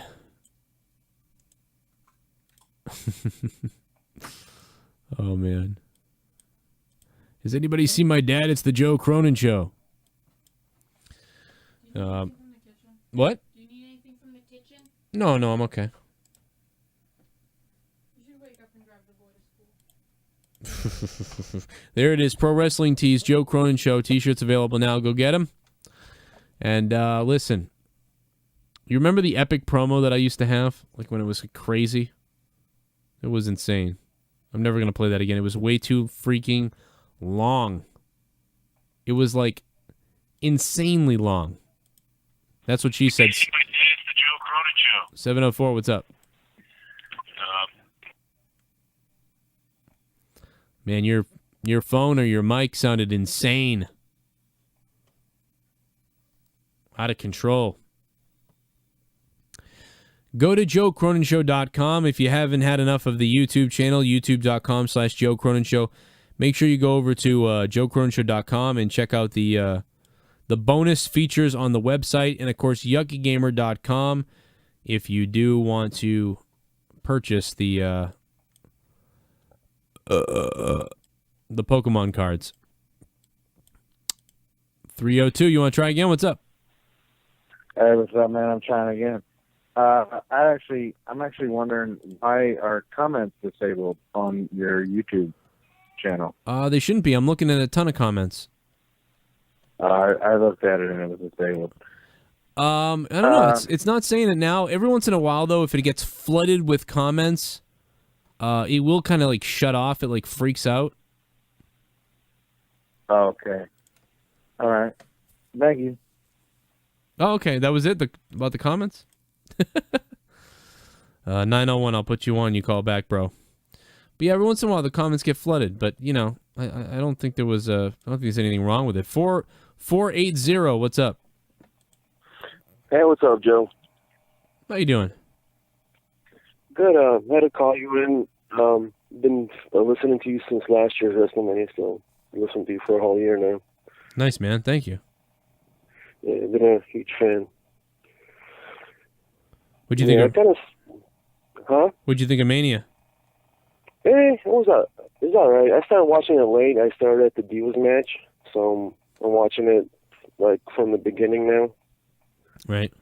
But I mean, the main event was good. I really like how Rollins getting his ass kicked, because I'm not a fan of his. But after he got kicked out of that 4-5, like, don't tell me he's gonna win. Come on, don't do this. But you know, it's cool seeing Seth cash in.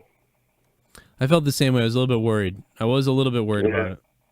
Yeah, because he was all, doing the whole smiling thing. I was like, so he's gonna like try to like make him like look like he's a badass and try to, turn the fans onto him. But I'm glad he didn't win. I was so happy. I actually cheered when Seth won. I kind of marked out a little bit. It was great. I marked out a little bit during DX and NWO as well. But speaking of marking out, it's time for the Black Mamba. What's up? What's up, Joe? I liked WrestleMania. I think it was pretty good, especially because of the end. But I think it would have been better. I wanted to see the Phoenix Flash at the end. That'd been cool. I wanted to see that. I think that would have made it better. I wanted to see that. Then the ladder match, when Daniel Bryan won it, he didn't even look happy. He looked like, what the fuck? This was horrible. Like he didn't look that happy. You look at his face after the headbutting, he just looked mad.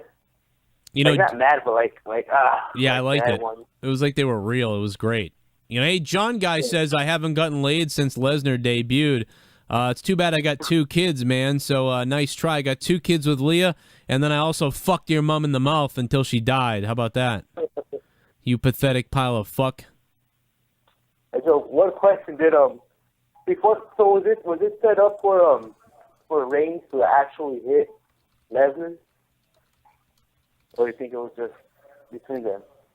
Well, wait a minute. For who was set up between who and the Reigns? I missed that first part. Was it planned for did Brock to tell Reigns to actually hit him? Because he was bleeding from his lip and his cheek and everywhere. Brock is known for taking some shots and wanting to get waffled, and he was delivering. I like that. Yeah, I mean, every once in a while he's like, "I'm going to take a shot." What's weird is okay, so a lot of the wrestlers now are soft and flimsy. It's really weird, but Triple H, Bret the Hitman Hart and Shawn Michaels could really sell like they were being punched and make it look really stiff, but they're not actually hurting each other. But most of the wrestling now is all flimsy and weird, not like that at all. But then when Lesnar's in there, sometimes stuff actually looks good and it's real. So it's that's weird how they can't get to that middle ground of HBK and Bret Hart, where everyone else is below that, and then sometimes they rise above it and get a little more extreme in a way. with what Lesnar does. So it's really weird, but they're not hitting that middle, that spot that wrestling in the 90s and in the 80s of those stiff punches that look great that aren't real. But I don't know, no one's doing that now. It's weird. I don't know. Yeah, well, I liked it overall, and I just want to say, I'm watching your sub count go, because last year it went up like crazy, so I'm just watching that while I'm watching the show. That's cool.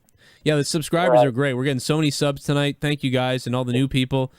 Every time we go live, we get a bunch of subs, and we usher in a new group of people. So it's great to do that. And we take phone calls every Monday Night Raw. After every single Raw, after every single pay-per-view, we go live here on the Joe Cronin Show. Black Mamba's been calling for years. And thanks. I never called it WrestleMania. This was hard to get in right now. I was like, Jesus Christ. It is hard because those damn Skype, they just keep popping up, and I got to do everything myself. So it's like, oh, I do have you labeled as Black Mamba, so I do, I can see you eventually. Thanks for taking my call, Joe. I'll let you get back to everybody else. All right, man. Have fun. Thanks, Mamba. Long-time listener, long-time caller, Black Mamba. This is, for those who don't know, I am 31 years old in June. This will be my 31st. This was my 31st WrestleMania, and I thoroughly enjoyed it. And I'm glad to have been able to enjoy it with all you guys and take your calls, and we're going to continue to do that throughout the night. We're going on fire, bro. This thing ain't over. Because the Dead on Dave wasn't here tonight, because I don't know if I fired him, but we sort of had a falling out, and I'll get into that in a minute because I've had a lot of questions about it. And, but I do want to live, if he was here, I'd really actually probably get him on the show and explain something to him if he was here.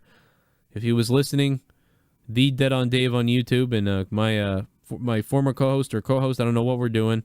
I was just upset earlier about some stuff, and I'm a little paranoid about everything in the situation with my channel and everybody else, and it's a very complicated thing. But here's a moment in time when, as I take a break here to get a sip of Coke, before I get back to your calls about WrestleMania, we talk about where we're going to go from here as far as WWE goes. I want to play a time when Dave thought he heard music in his head. Actually, he did a little stint in the CFL prior to that. CFLing. What? Oh, and you also pissed off Dave Rose too, which is kind of funny. No, but there was I don't know if you guys recently saw, but there was a picture of him that was taken in. There's a newspaper here which is called the Sun, and I'm not having a stroke, right? Everyone else can hear that music. Well, they've got the Sunshine Girl and the Sunshine Boy, and the Sunshine Boy was The Rock at one point. He was, featured in a picture, and this picture was basically shown. I think it was on Jimmy Kimmel, I'm having a stroke. What? Can anyone else hear that music, or is it just me? No, that's just you. We don't even know what you're talking about. Seriously, no one else can hear that music because I think I'm having a stroke. No, yeah, we can't. We're not hearing music. You got Jerry Garcia in your right now because it's really loud. Wow, man, no, you're fucked up. Shit. Call 911. Dude, you better call.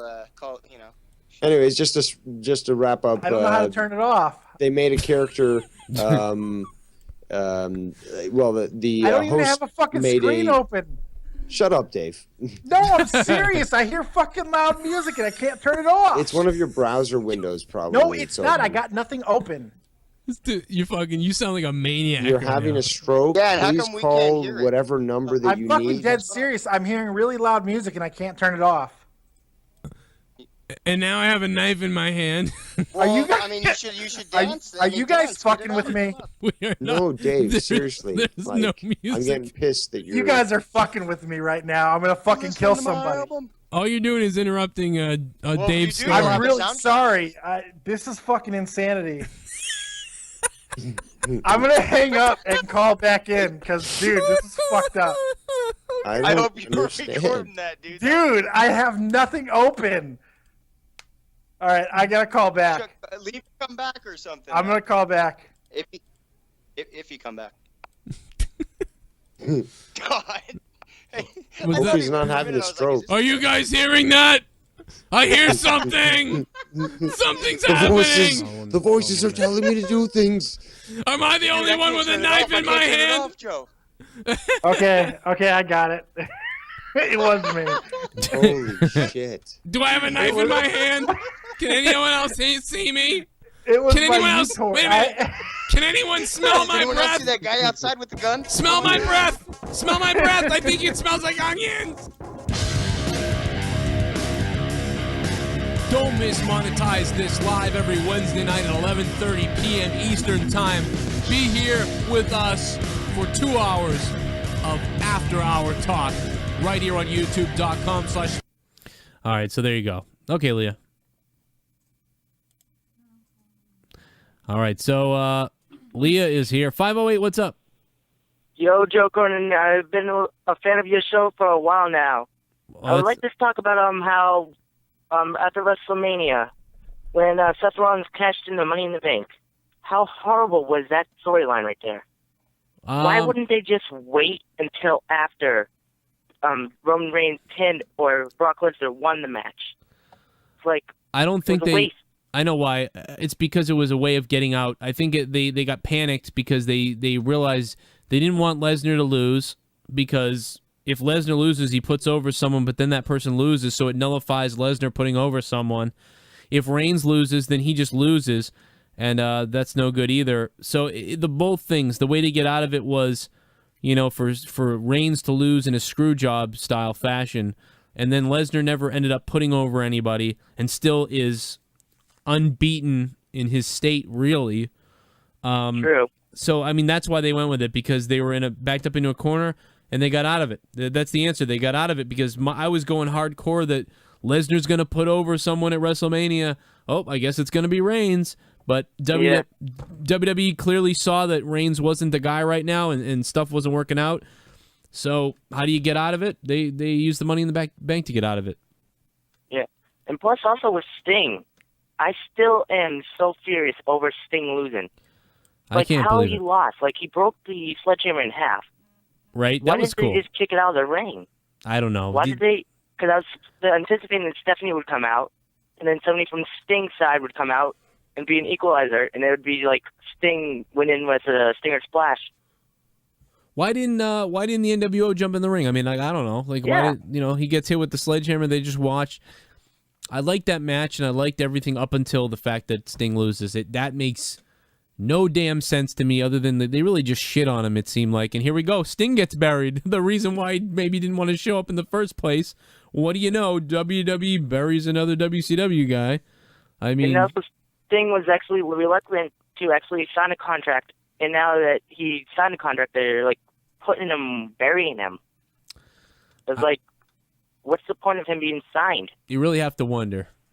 You Yeah. really have to wonder with, what went on in that thing. It really was bizarre. And what are you, in Massachusetts? I like the 508 number.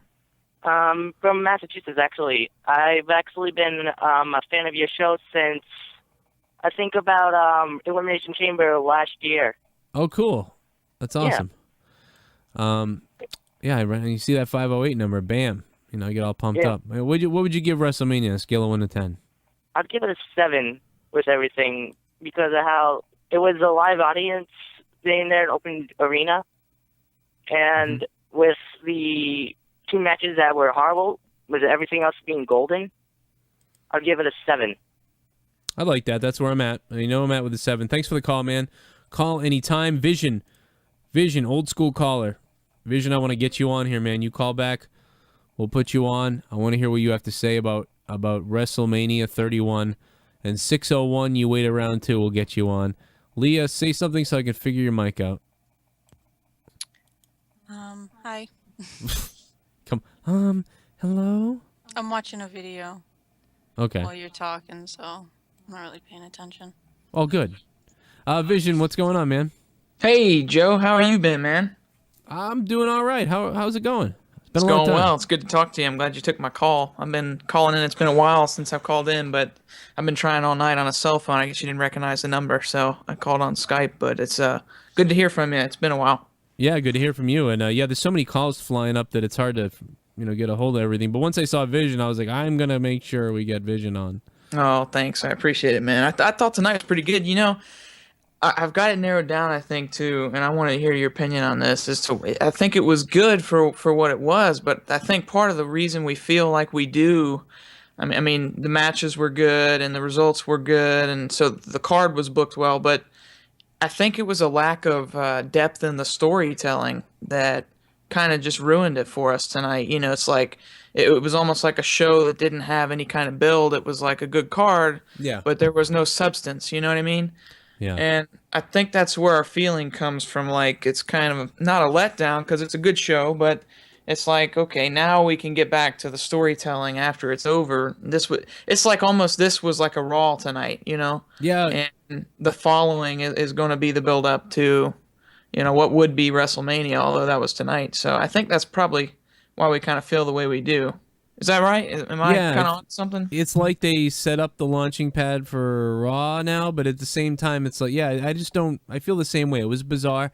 You look at the card, you're like, that's really pretty good, but there was never a time when you were like, I can't wait, this is going to be, you know, if anything, the biggest storyline was that we're all complaining about Reigns. I mean, that's what it seemed like. And the rest of the stuff was just on paper looked good. And you're right, there was no epic investment. It was just a solid sort of, it was set up to be kind of just a solid show. It was. Wasn't unbelievable, didn't blow anything away, and we're done. And now on to, man, we got to wait another year. And yeah, I kind of hate that. Although, you know what I think it was too? It's like almost this was like and of course Vince is in charge of everything. It's almost like he kind of was using this year just to get by and until next year. It's like I saw an interview with him and he was more excited about WrestleMania 32 in Dallas than he didn't even mention this one. You know, it's like maybe he just kind of stepped over this and didn't put 100% of his effort into it, you know. And that's what it felt like with the storytelling. You know, it was a good card, got us through. Now we're on to building for 32, which seems like he was more excited about, which is understandable. What are they trying to get over 100,000 people, right? yeah, I mean, they're already mentioning it. They're really pumping it up tonight. I thought that was a little strange that here we are at WrestleMania this year, but we're just talking about WrestleMania next year over and over again. Yeah. And yeah, I hope it's a good one next year. I think that'll be better storytelling. Talking about booking a bunch of legends, so that'll be good. I'm interested to see what happens with Stone Cold. That was a good story you told on. I didn't read the wrestling sites, so that was good. I'm glad you said that. Kind of want to see what's going on with Steve and them. But hey, you hadn't talked about the Dean Ambrose spot tonight when he took that ladder shot. You know, over the rope. I talked about it a little bit earlier. Oh, okay. But no, yeah, it was a great spot. But that was the only thing we saw from him. After that, it was like they were just taking him out to take him out or something. Yeah, man, I thought that was a rough hit, though. He kind of fell on his neck. I thought it looked good. And anyways, thought that was good. Did you catch the Brock Pyro botch tonight? I did not catch that. What was that about? Threw his arms down, fireworks totally delayed by 10 seconds, just about. Oh, yeah, he was God. walking down the ramp when the fireworks went off. It was a disaster. Oh God, there was a lot of stage disasters kind of tonight. Mm-hmm. I mean, that guy walking out during the Undertaker's thing was really goofy. Yeah, oh my God, that ruined it. That totally ruined it. The commentators, one time, somebody walked in front of the commentators, you know, it's like a lot of that happening. But Stephanie was good tonight. Wanted to hear what you thought about her. We got the good, she was great on the mic. I loved watching Stephanie tonight. I felt love like watching her. she had something to her. Sometimes it's a lack of ferociousness from her, and it was really good tonight. I enjoyed that. Yeah, sometimes she kind of goes into like autopilot mode with stuff, and that's not never so good. But when she goes off, it's unbelievable what she does. She cuts like some of the best promos right next to Paul Heyman. So it's it was great. Get the hell out of my ring, she said a couple times. Man, it was perfect. Sounded like Vincent. It was great. We didn't have a table spot, man. What was that? I couldn't believe they didn't get an announcer table or something like that. Unbelievable. That's a great point. Yeah, no freaking tables were broken Not tonight. one. Not one. And I thought something else was interesting. Brie Bella getting thrown into the steps. When have we seen a diva take a stair shot like that ever? Yeah, she did a good job of that. She's been that's the third time I've seen Brie. For some reason, like I don't like her in the ring. She kind of botches stuff. But that's the third time I've seen her. Like one time she got knocked out of the ring and off the apron into the post, and it looked awesome. And then one other time she got knocked off the ring into the table, and that she actually looked good in both those instances. And then tonight with the stairs shot, she looked pretty good. So yeah. Something about she can take a Shawn Michaels sometimes into something, and that's about it. Yeah, it was good. And in the main event, I'll get off and let you take more calls, but I was glad they booked the main event at least the way they did. I mean, for as good as Roman versus Brock, I wanted to see a tough fight, and it really looked like some of these hard shots, man, back and forth. Roman took some shots, Brock took some shots. Brock was swelling on his right side, Right. and it was great. It was like watching UFC a little bit at some points. They got some good knees in, some good punches, one really hard clothesline. And I enjoyed watching that. Two heavyweights in there. It was really cool. Got me kind of pumped up, and I'm glad Seth came out. That saved it. That's the best thing for it. You know what? And I want to hear your opinion on this before I get off. Yeah. I kind of felt bad for Roman Reigns, because for the last month or two or three, he's taken so much shit from people. Everybody expecting him to win, and he's getting booed, and it's all fine because the crowd's into him, and he's kind of turning into a good show for people. But I felt bad for him because the whole week he's in PR, the whole time he's getting on camera and all these things, and the whole time he knows that he's gonna lose, and it's gonna be Seth Rollins' show. So I kind of hated it for him because his whole family is there, and everything. But it's a good spotlight for him, which is good. He didn't need to win. Right. But I kind of hate it for him because, that's important to those guys. Coming up, they finally make it to the main event. And you're the guy. He's on the tap out. Promos now, the commercials, tap out commercials, and everything. Right. So I kind of hated him losing after all this. He's not the one in the spotlight, which I kind of wish he. But now they'll probably get into a Roman Seth show, and he'll get his chance to shine, which is good. I'm hoping they book Brock more of a face now against the Authority. Yeah. I think that would be really cool.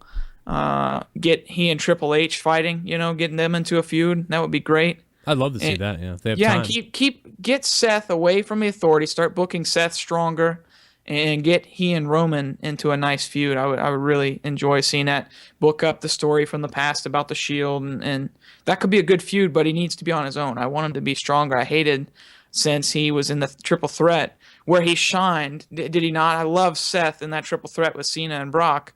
Yeah. I wish they had kept him as strong as he looked in that match. They made him weak after that, which I hated. There was also a moment where you really wanted to see Seth take on Brock Lesnar. Oh my God! The whole time I thought replace him with replace Cena with Seth and let him go one-on-one. Man, he stole that Triple Threat. I loved it. The ending was incredible, and I was on fire. I wanted him to get into that feud, and then they took him out and put him with Randy, and it totally killed all the steam he had. So I'm glad he got the belt. That's good. I think he's a superstar. I think he's really good, and he'll shine now, which is good. But I hope they get him away from this Authority and start booking him a little bit stronger. So that'd be good. But anyways, I think that's it, man. Yeah, it was great. I mean, what do you think about Dean, though? You think he's getting lost in the shuffle now? I kind of hate it, but I feel like it's. We'll get there with him, We will, but I feel like I don't like his brawl style. I wish if he could tighten up and be a little bit more technical. Not that I'm a fan of technical wrestling. He's just totally out of control. They need to book him with a little bit more character, and at least get him on some kind of consistent personality, streak. You know what I mean? He's so inconsistent. You don't know if he's crazy. You don't know if he's a Stone Cold style. You don't know what he is. Every week he changes. Well, they booked him They've weekly booked him they've let him lose a bunch. I don't know. I think it's their fault, not his. Well, totally. I think so, but I see these interviews with him, and he says, you get what you get. It's me. It's all me. And it sounds like he's got a lot of influence over his character. So I don't know, but it's definitely been booked, in wrong ways. And I enjoyed when he sawed the privates off that dummy. I mean, that was what I was. That's right out of my book. I loved it. Right, but then they killed his theme, right? I mean, then they just killed totally. him. Yeah, it did. Reigns is coming back. Yeah. See you, Dean. Yeah, that was it. Totally lost in the shuffle, which I hate. I think if they could get him into a feud with somebody, or at least get him in there with. See, I wish they had kept him in kind of a Shield feud with something from that, or even go back to the Stone Cold type storyline, put him in there with the Authority in some way, because of that character that he has, that anti-authority character would be great. But I don't know. I hope they bring him back, and I think it'd be good. But anyways, yeah, I hope he tightens up and they get his personality kind of on a more consistent. We don't know who he likes. We don't know who he doesn't like. We don't know if he's a heel, if he's a face, so it's kind of hard to get ourselves attached to him. But I think that's booking. I think you're right. So I hope they work on that. But right now I'm pretty happy with who has titles. It was really cool. I'm glad Cena has the U.S. title. It's like old times. He's not on the top of the card, but he's in the middle. Yeah. I like it. I don't mind seeing him around as long as he's not the World Heavyweight Champion. And he's good as the USA guy. He's really good at that. Yeah. So I'm glad. like that. Go ahead. Yeah, no, I like that. I like the spot they put him in now.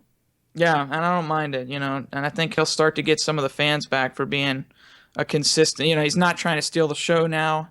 He's okay taking the back seat for a little while. I wouldn't be surprised if they try and give him some off time soon, now that they got the younger guys booked pretty strong, which is good.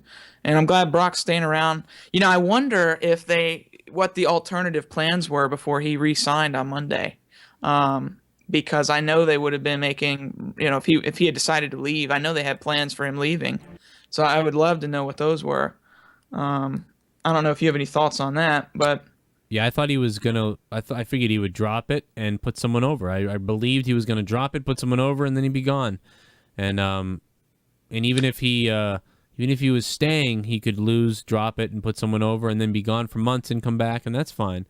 But now that he's coming back, and I believe he's booked for tomorrow night, so that kind of threw a whole monkey wrench in the whole thing. I don't understand what they would have, what they're gonna do. But now I understand what they did. So I didn't see that coming though.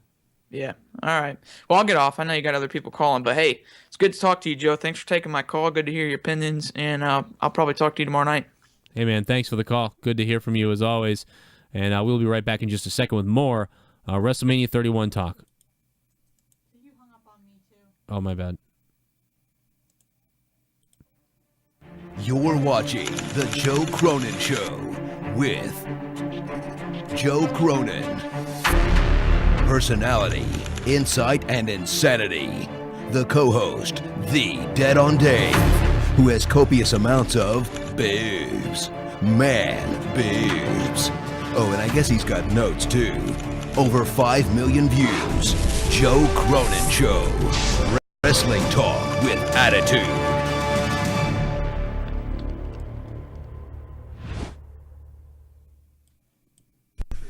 Are we on?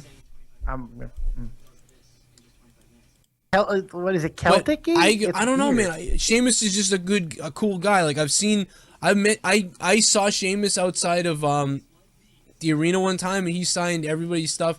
He was really nice. I think Sheamus is really gonna go to WrestleMania to face Cena. He might face him. That could happen. Yeah, but we know what's gonna happen if that takes place.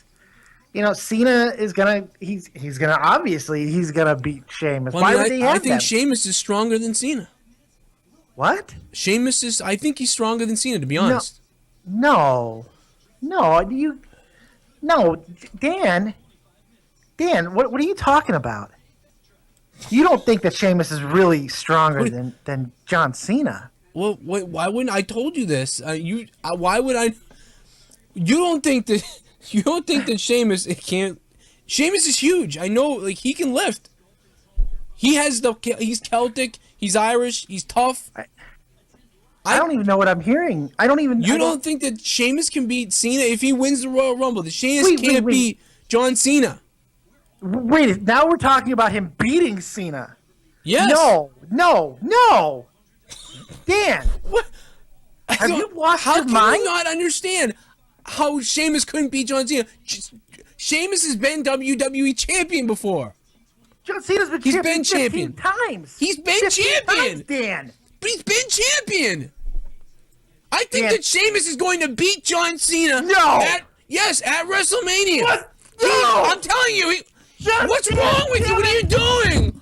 What are you doing? Dan.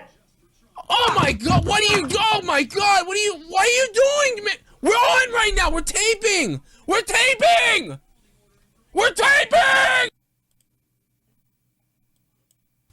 Why in the world couldn't Total Divas happen when you were still in WWE? Because I think you would have just been perfect on that show. And I understand you brought the idea up previously.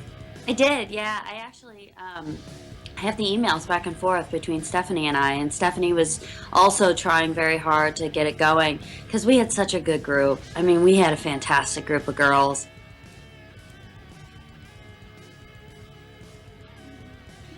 In Japan, they're the #1 wrestling company. Right. So for me, it was like being back at WWE, you know, Yeah. with the big fanfare.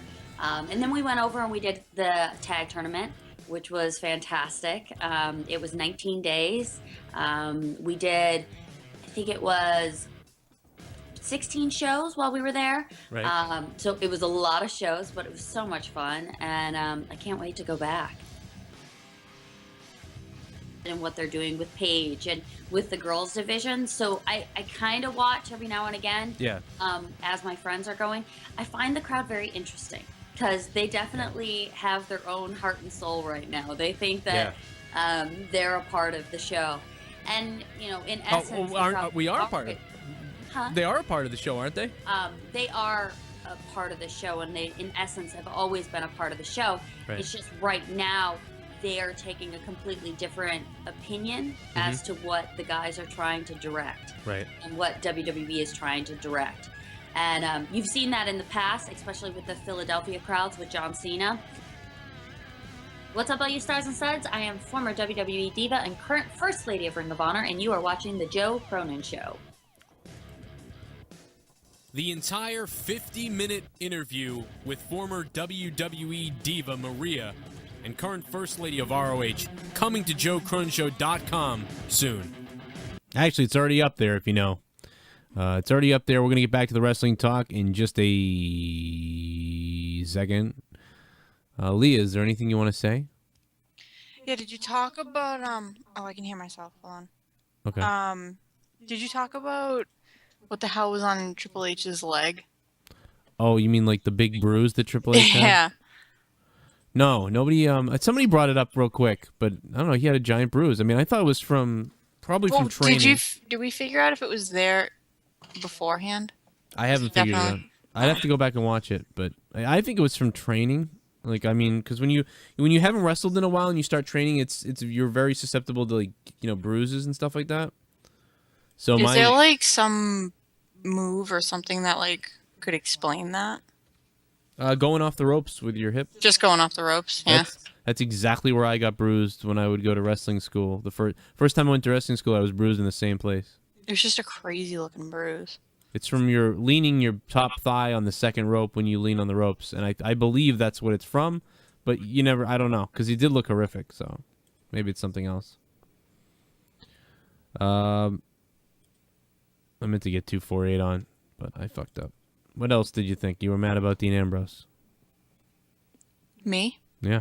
No, the invisible person here. I don't know who you're talking. I don't know if you're talking to everybody in general. No, I mean, like, at the end, everybody was getting in, and he wasn't, so I figured he was hurt, and I saw the towel thing. And, because we had to switch from stupid fucking Xbox to, the actual pay-per-view on TV, because Xbox just sucks at everything that they do. I don't know, I missed, like, all the entrances, including his, which I'm sure it's like every other entrance that he does, but still. That annoyed me. Yeah, there's no pump up to that match because I missed all the entrances. That It was pretty much just like we started watching it, and then I don't know, it seemed really, that whole match, it's like it went on first if you don't count the pre-show, and then I don't know, it felt like it should have been way better, and it wasn't. It's like you got ladders, and it didn't even feel like there was really ladders there. It didn't feel like a ladder match. It didn't really feel that good of a match. It was really weird for what they should have done. I'm very surprised that we didn't get more out of that match. I'm kind of disappointed. I was happy with Seth Rollins. Someone's birthday, happy birthday, Alex, is going on in the chat. I don't know who Alex is. We had 704. What's up? Hey, I just wanted to ask one simple question. I love your stream, by the way. Taker winning tonight. I guess it's a good thing that he won, but do you think ever since his streak was ended by Brock Lesnar, like, do you think him winning or losing at WrestleMania really matters anymore? Now that -1 is in that record, now it's like 22-1. It's no longer 22-0 like it could have been. Now it's you know what I mean, right? Yeah, it's definitely he's definitely lost a lot of the luster. I mean, he got a little bit back. It was cool to see him come back and do that, but it's just not the same. You're right.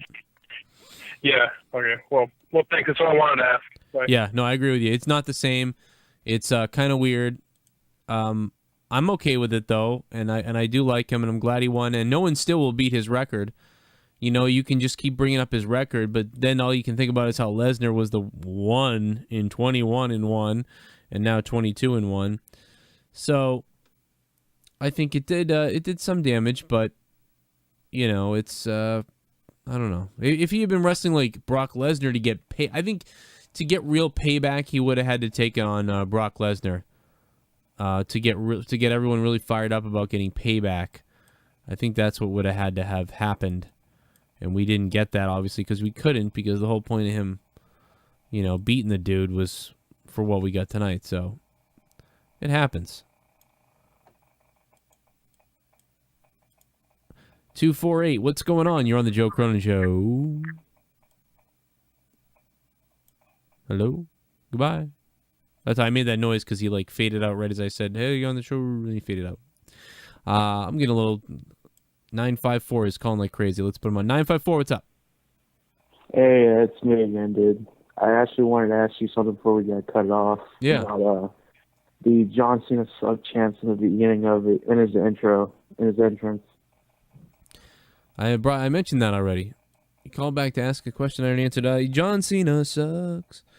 I don't know. People don't like John Cena. I don't know what you know. I don't know. People don't like him.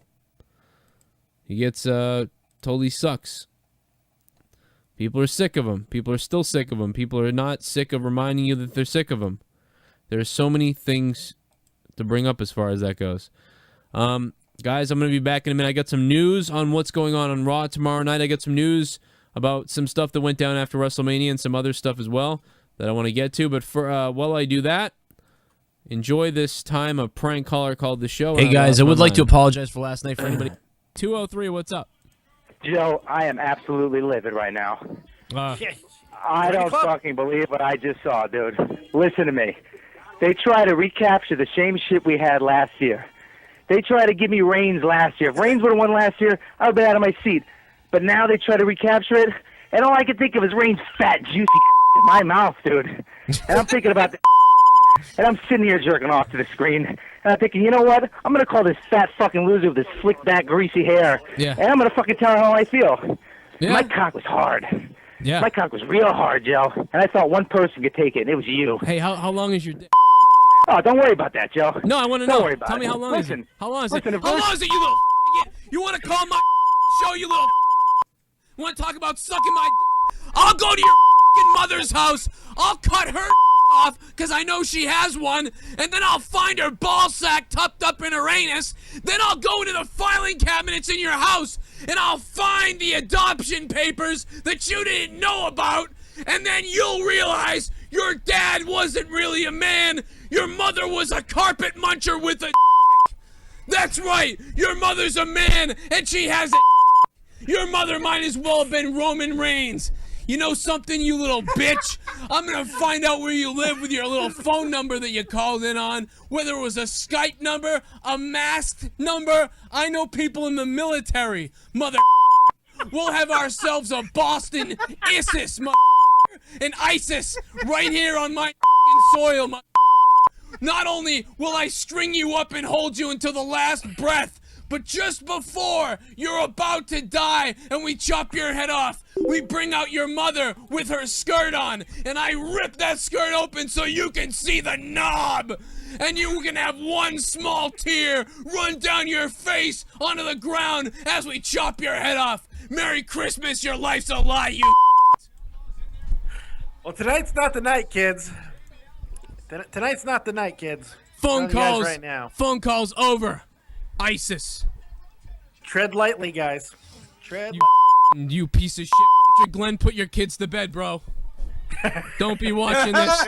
Don't be watching this. I know you're calling. Don't be watching this, because it's going to get insane tonight, because I'm not happy. Taylor, yes. So that's what you can picture Vince being like, you're going to be the rooster, the red rooster, the red rocket in my mouth. Ah!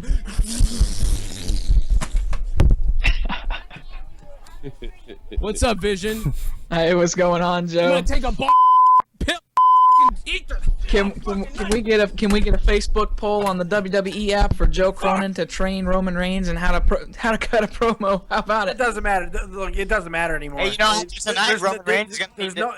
They just killed Reigns. It doesn't matter. I'm so pissed off. This is for Dolph Ziggler. This is for Dean Ambrose. And this is for Daniel Bryan. Hey, what are you gonna do for me? Yeah, what about us? We deserve Garbage. Just garbage. WWE. Roman Reigns. Now everybody hates Roman Reigns. Good job screwing that up. And just tie right now. Let's take another call. 917, what's up? Yo, listen to me, bro. I'm very upset about tonight. Biggest upset of the night was the match against your virginity. I can't believe you lost it again. Oh yeah, I got 2 kids. Nice try. One of these days. I got 2 One of kids. these days I got you're 2 gonna win, kids. dude. I'm rooting for you, bro. I'm rooting for you. I got 2 kids. Got 2 kids, bro. Yeah, Nice what, you try. fucking adopting? Yeah, your mother. I gave her AIDS and she's gonna die tomorrow. You My mother's doing fine. You fucking. Yeah, I don't think she is. You fuck. I don't think your mother's doing all right. You little fuck. I'll come over there. Head, you little. I'll fuck your dog. I'll your dad. Your mom. Oh, you're a piece of shit. Oh, you're a piece of shit. Fucking faggot. Go ahead. Go ahead and call again, you little. I'll come to your house and kill your whole family. How about that? I'll kill your whole family. 917-535-0051. 917-535-0051. Wait. You little. I'll kill your whole family, you. I'll chop your. And then I'll show it to Reigns so he can suck it. You little. I'm gonna call the fucking guy's show every week. Let's call this guy's show every week and talk about how you. That's a good job, you little homo. Yeah, that's what I'm gonna do. I'm gonna call a show on YouTube every week. Wow, you're a homo. You're watching me, you. So what does that make you? An inverted transvestite sucker? Is that what it makes you? You stupid. No more fucking phone calls from you little out there. How about that? Thanks. Done. Done with the phone calls. You fucking little cracker ass. Every race, Mexicans, white people, Reigns, most of all Samoans. How about that? This whole show, I'll burn this motherfucker down. And there's right. No way. You're not taking a bump like that. No way. That's too much risk. Hey, Joe Latimer says you've got an ultimatum to make. You've got 5 minutes to take his recall before he bounces. Bounce, motherfucker. You know what? I'm getting sick of everybody. I'm getting really pissed off now. Now I'm starting to get pissed off at everybody. Problem, fuck yourself. I gotta take your call 3 times. Everyone's upset. What the is this? What are we? Most? I'm gonna put a tampon in. There's 70 calls going on right now. I gotta take the same people's calls 7 times. What is wrong with you, so pieces of shit? What is wrong with this fucking country? Fuck this show tonight. I'm aggravated with this Royal Rumble, and now these whiny fucks are telling me who I have to take call from every second. Show. You know, I'm gonna pick up the phone and themselves. Hey, 203, go yourself. Click. I don't even know who that was, but 518. What's going on, 518? Yeah. Yo. 510. Probably a good friend of the show. What's up, man?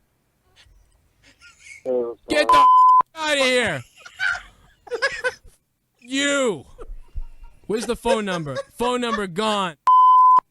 Assholes. Oh my God. This has turned into the greatest funny thing ever. Are you kidding me? I gotta take your call 4 times when someone else has been calling all night, hasn't gotten on 1 time?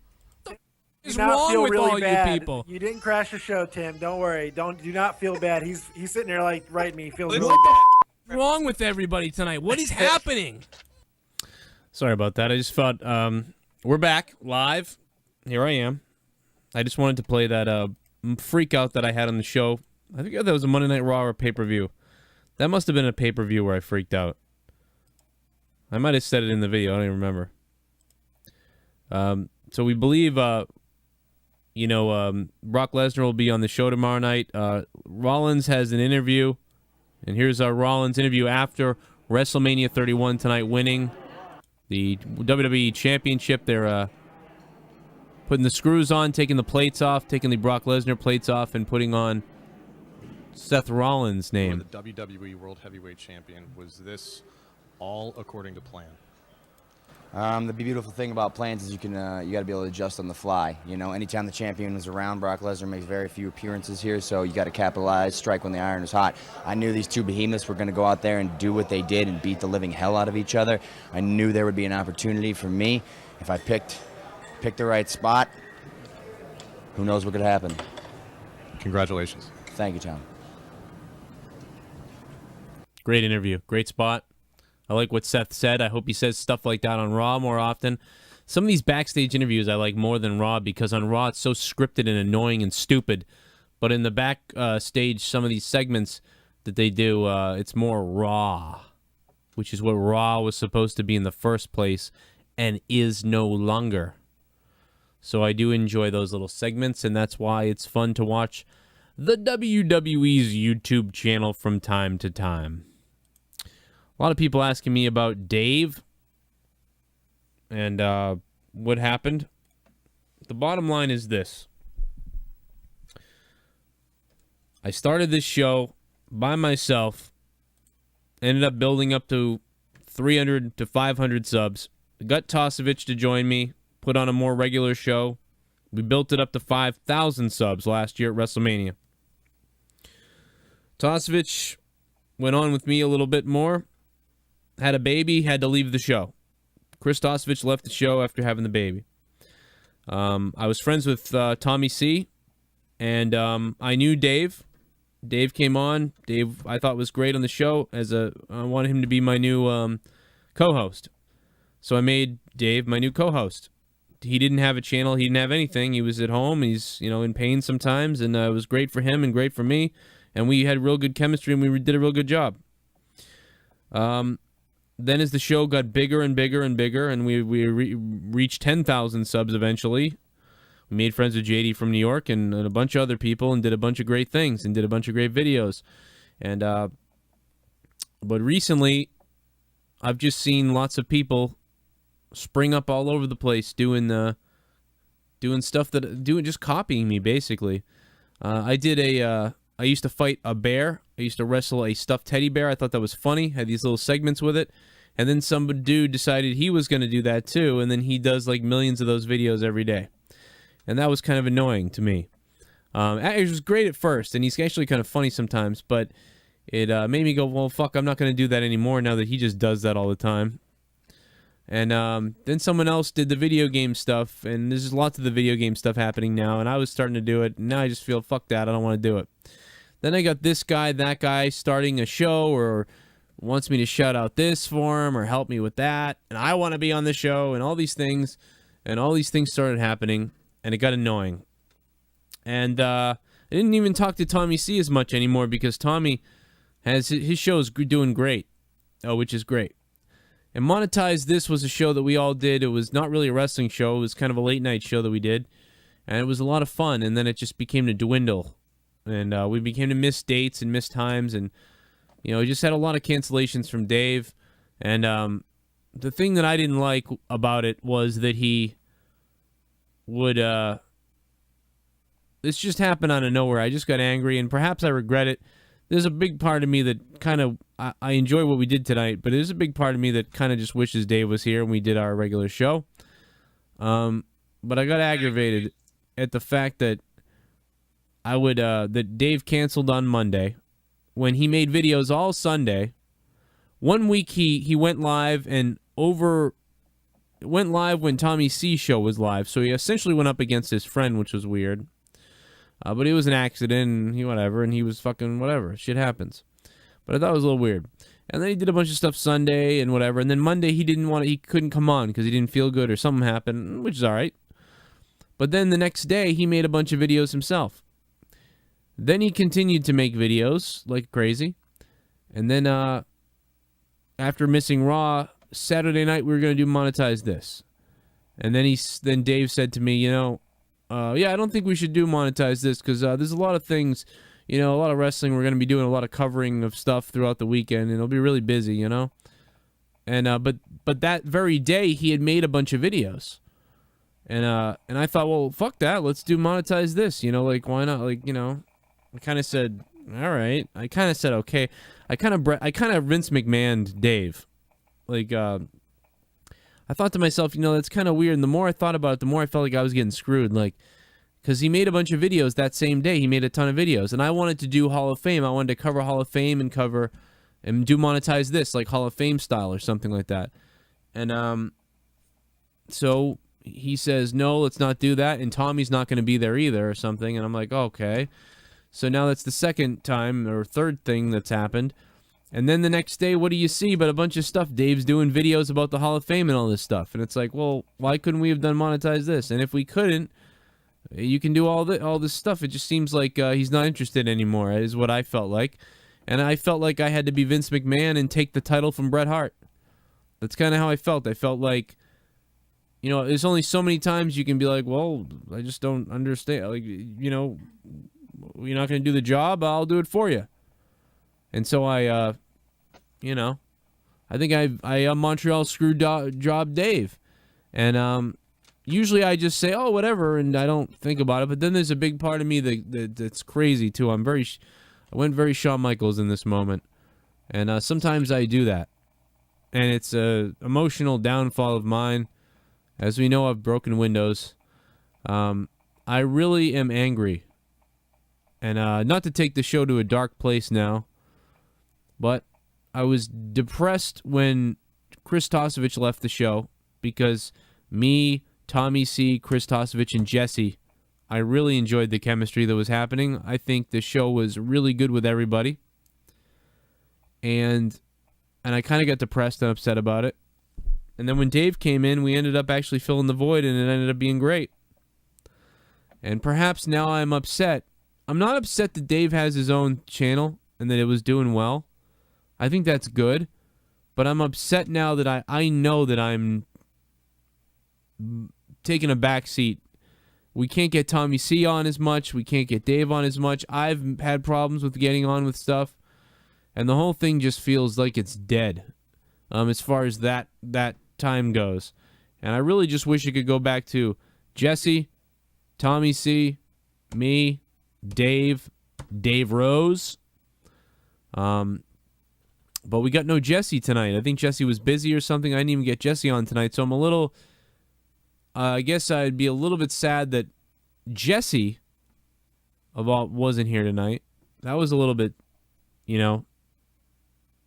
depressing that I didn't hear from Jesse, who been watching the show since the start, really pushing the show to be more and whatever else. But I just like Jesse's personality on the show.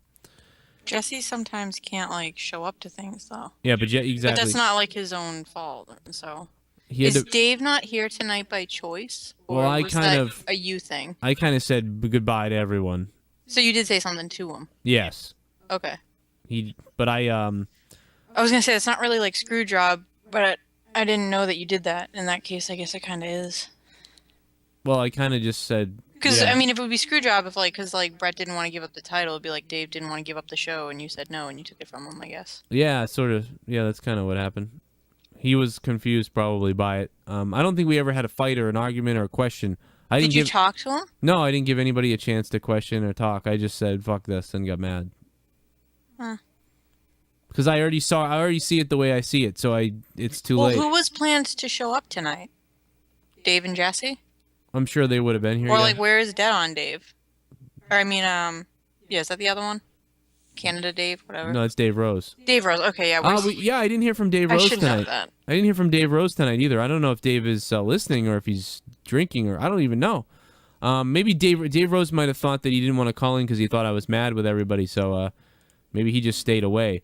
I think it was. I mean, I don't think that I was looking for.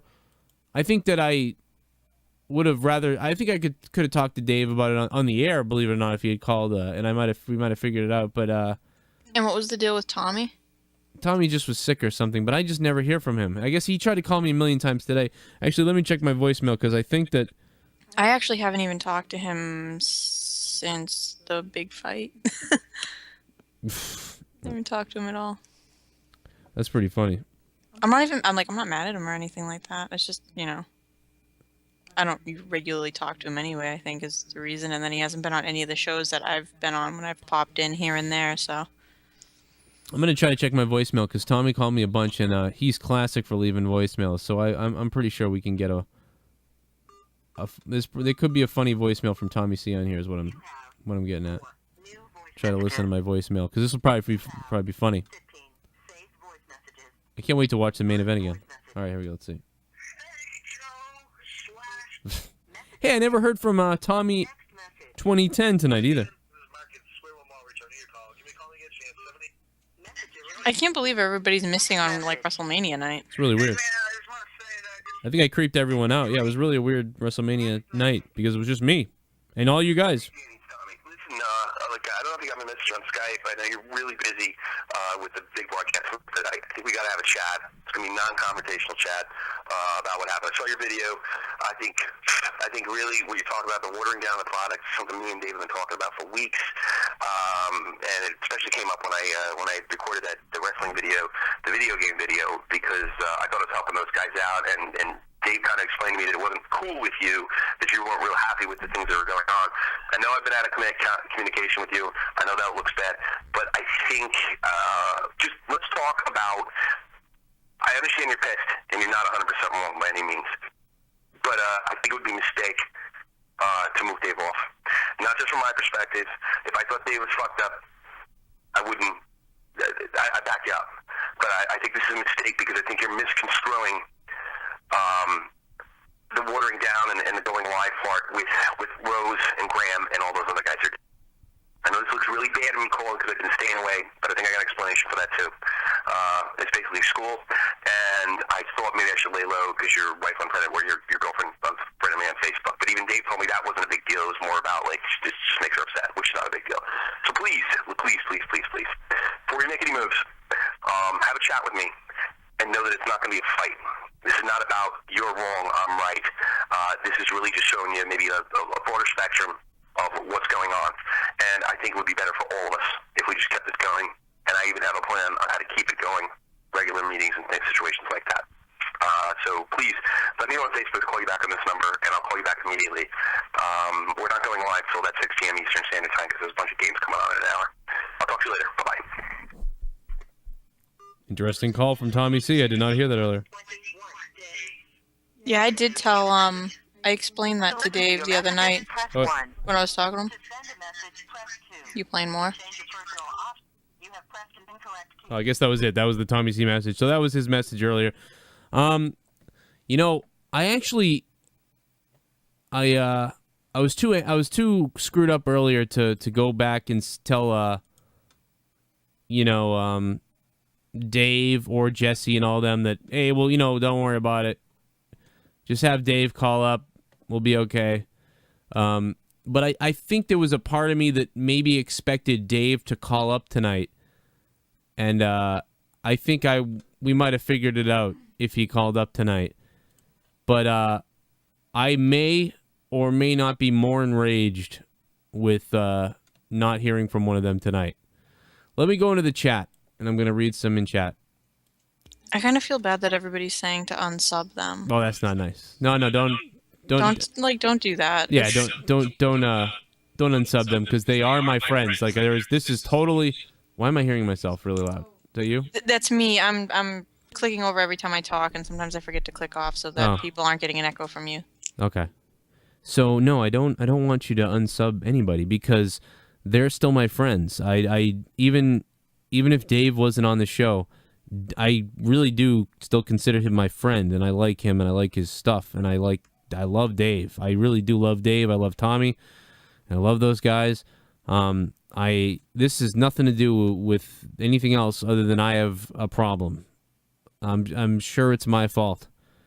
Even outside of like all the show stuff, like as far as I've seen, like they're good people.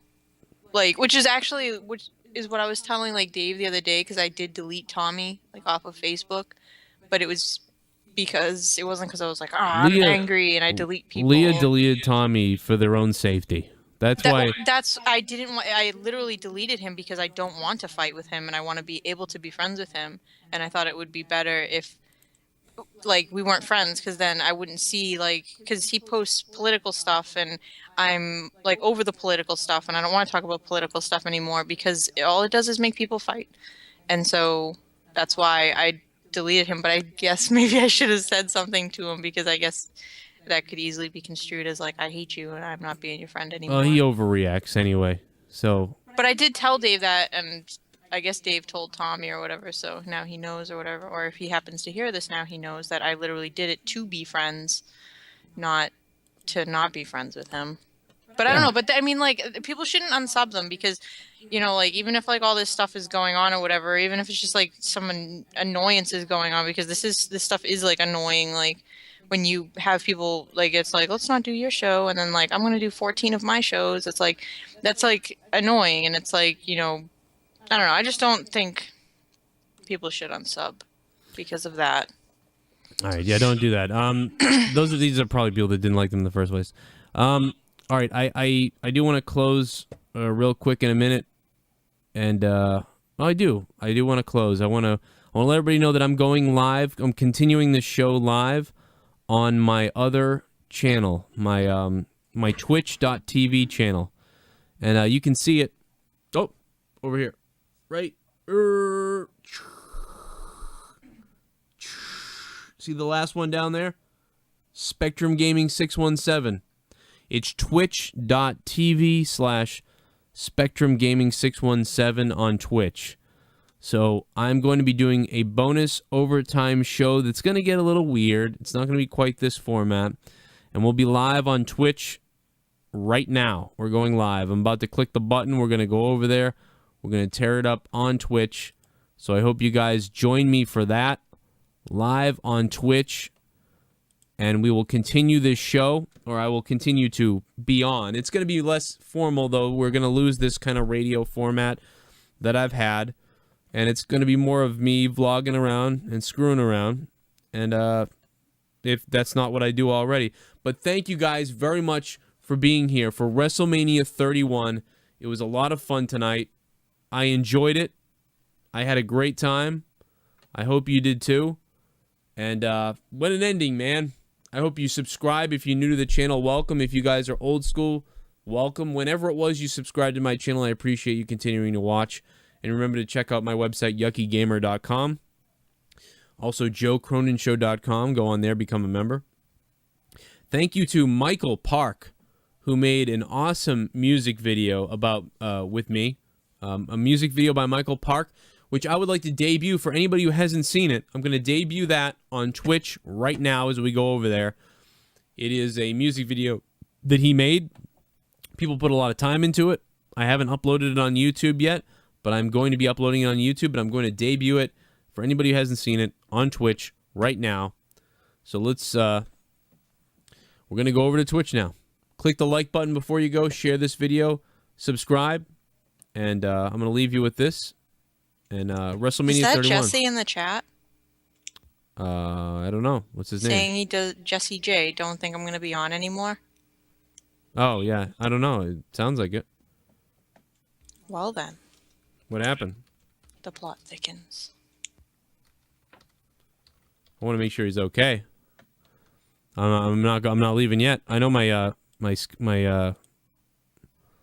XSplit is frozen. So that's no good. Jesse, what's wrong, bro? You okay? You let me know.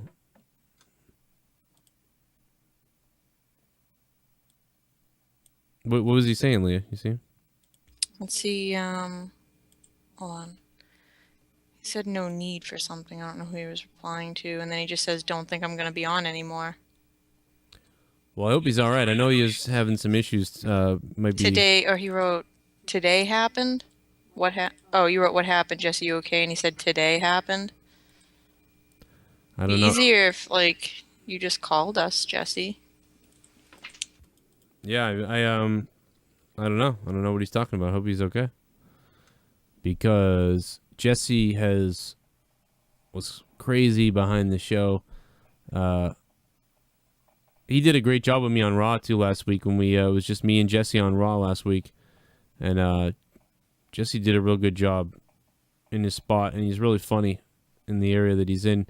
He never thinks that he never understands how much I like him on the show. I have a lot better time when he's on the show because of his little smart-ass comments. He doesn't leave me cracking up all the time. He really freaking kills me sometimes. So, hopefully you're okay, bro. Let me see.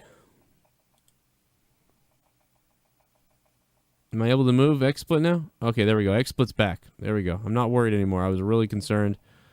Guys, join us right now on twitch.tv/Spectrum Gaming 617, or just go to Twitch and type in Spectrum Gaming 617. We're now broadcasting live there. Thanks for watching. It was WrestleMania 31. It was the Joe Cronin Show, and I thank you for being here. And we'll see you now in overtime on Spectrum Gaming 617. That is Spectrum Gaming 617 on Twitch. Go over and follow me where I do all the video game stuff, and we'll continue to go live into the night on twitch.tv/Spectrum Gaming 617. Shout out to Jesse. Shout out to Rojas, who made this background, this awesome background for Cronin Mania, and all those guys at the MCW, everybody over there who supported the show. And I know they really harassed the crap out of me to do their wrestling thing with them, and I really do wish I was a part of that, to be honest, because it was kind of cool what they did. But I have to be honest, I was just so damn busy that I wasn't able to keep it up. And you know, I want to take one more call. I'm in a weird mood. I'm gonna take one more call. Let's have a last caller.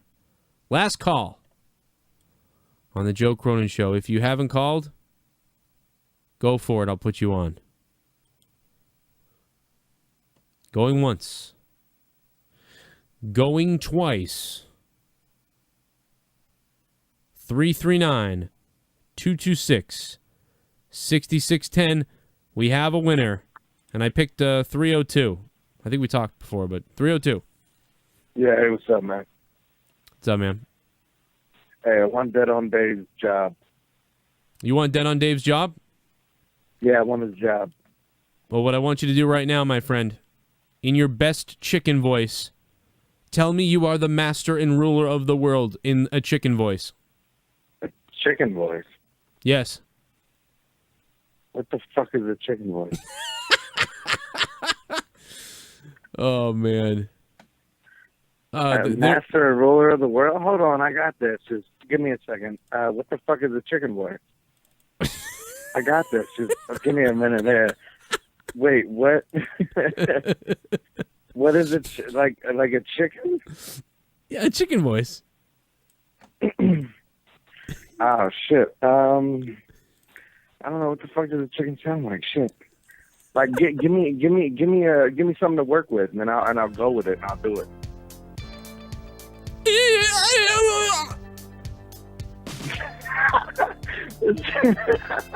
that what it was? Yes.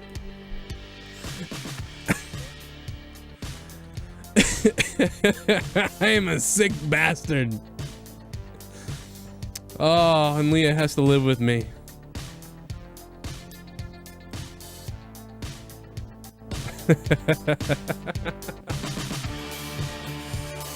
I feel bad because that guy was cool and I was an asshole, but that was great. Thanks for calling. Maybe you will be on the show again someday. 302, I appreciate that. You call up tomorrow night after Raw. We'll get you on. Unreal.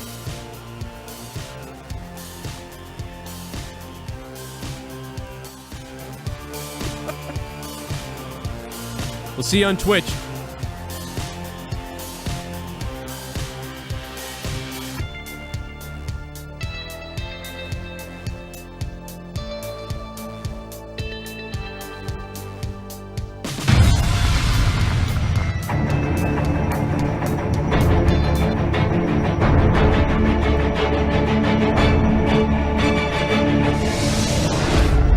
You're watching The Joe Cronin Show.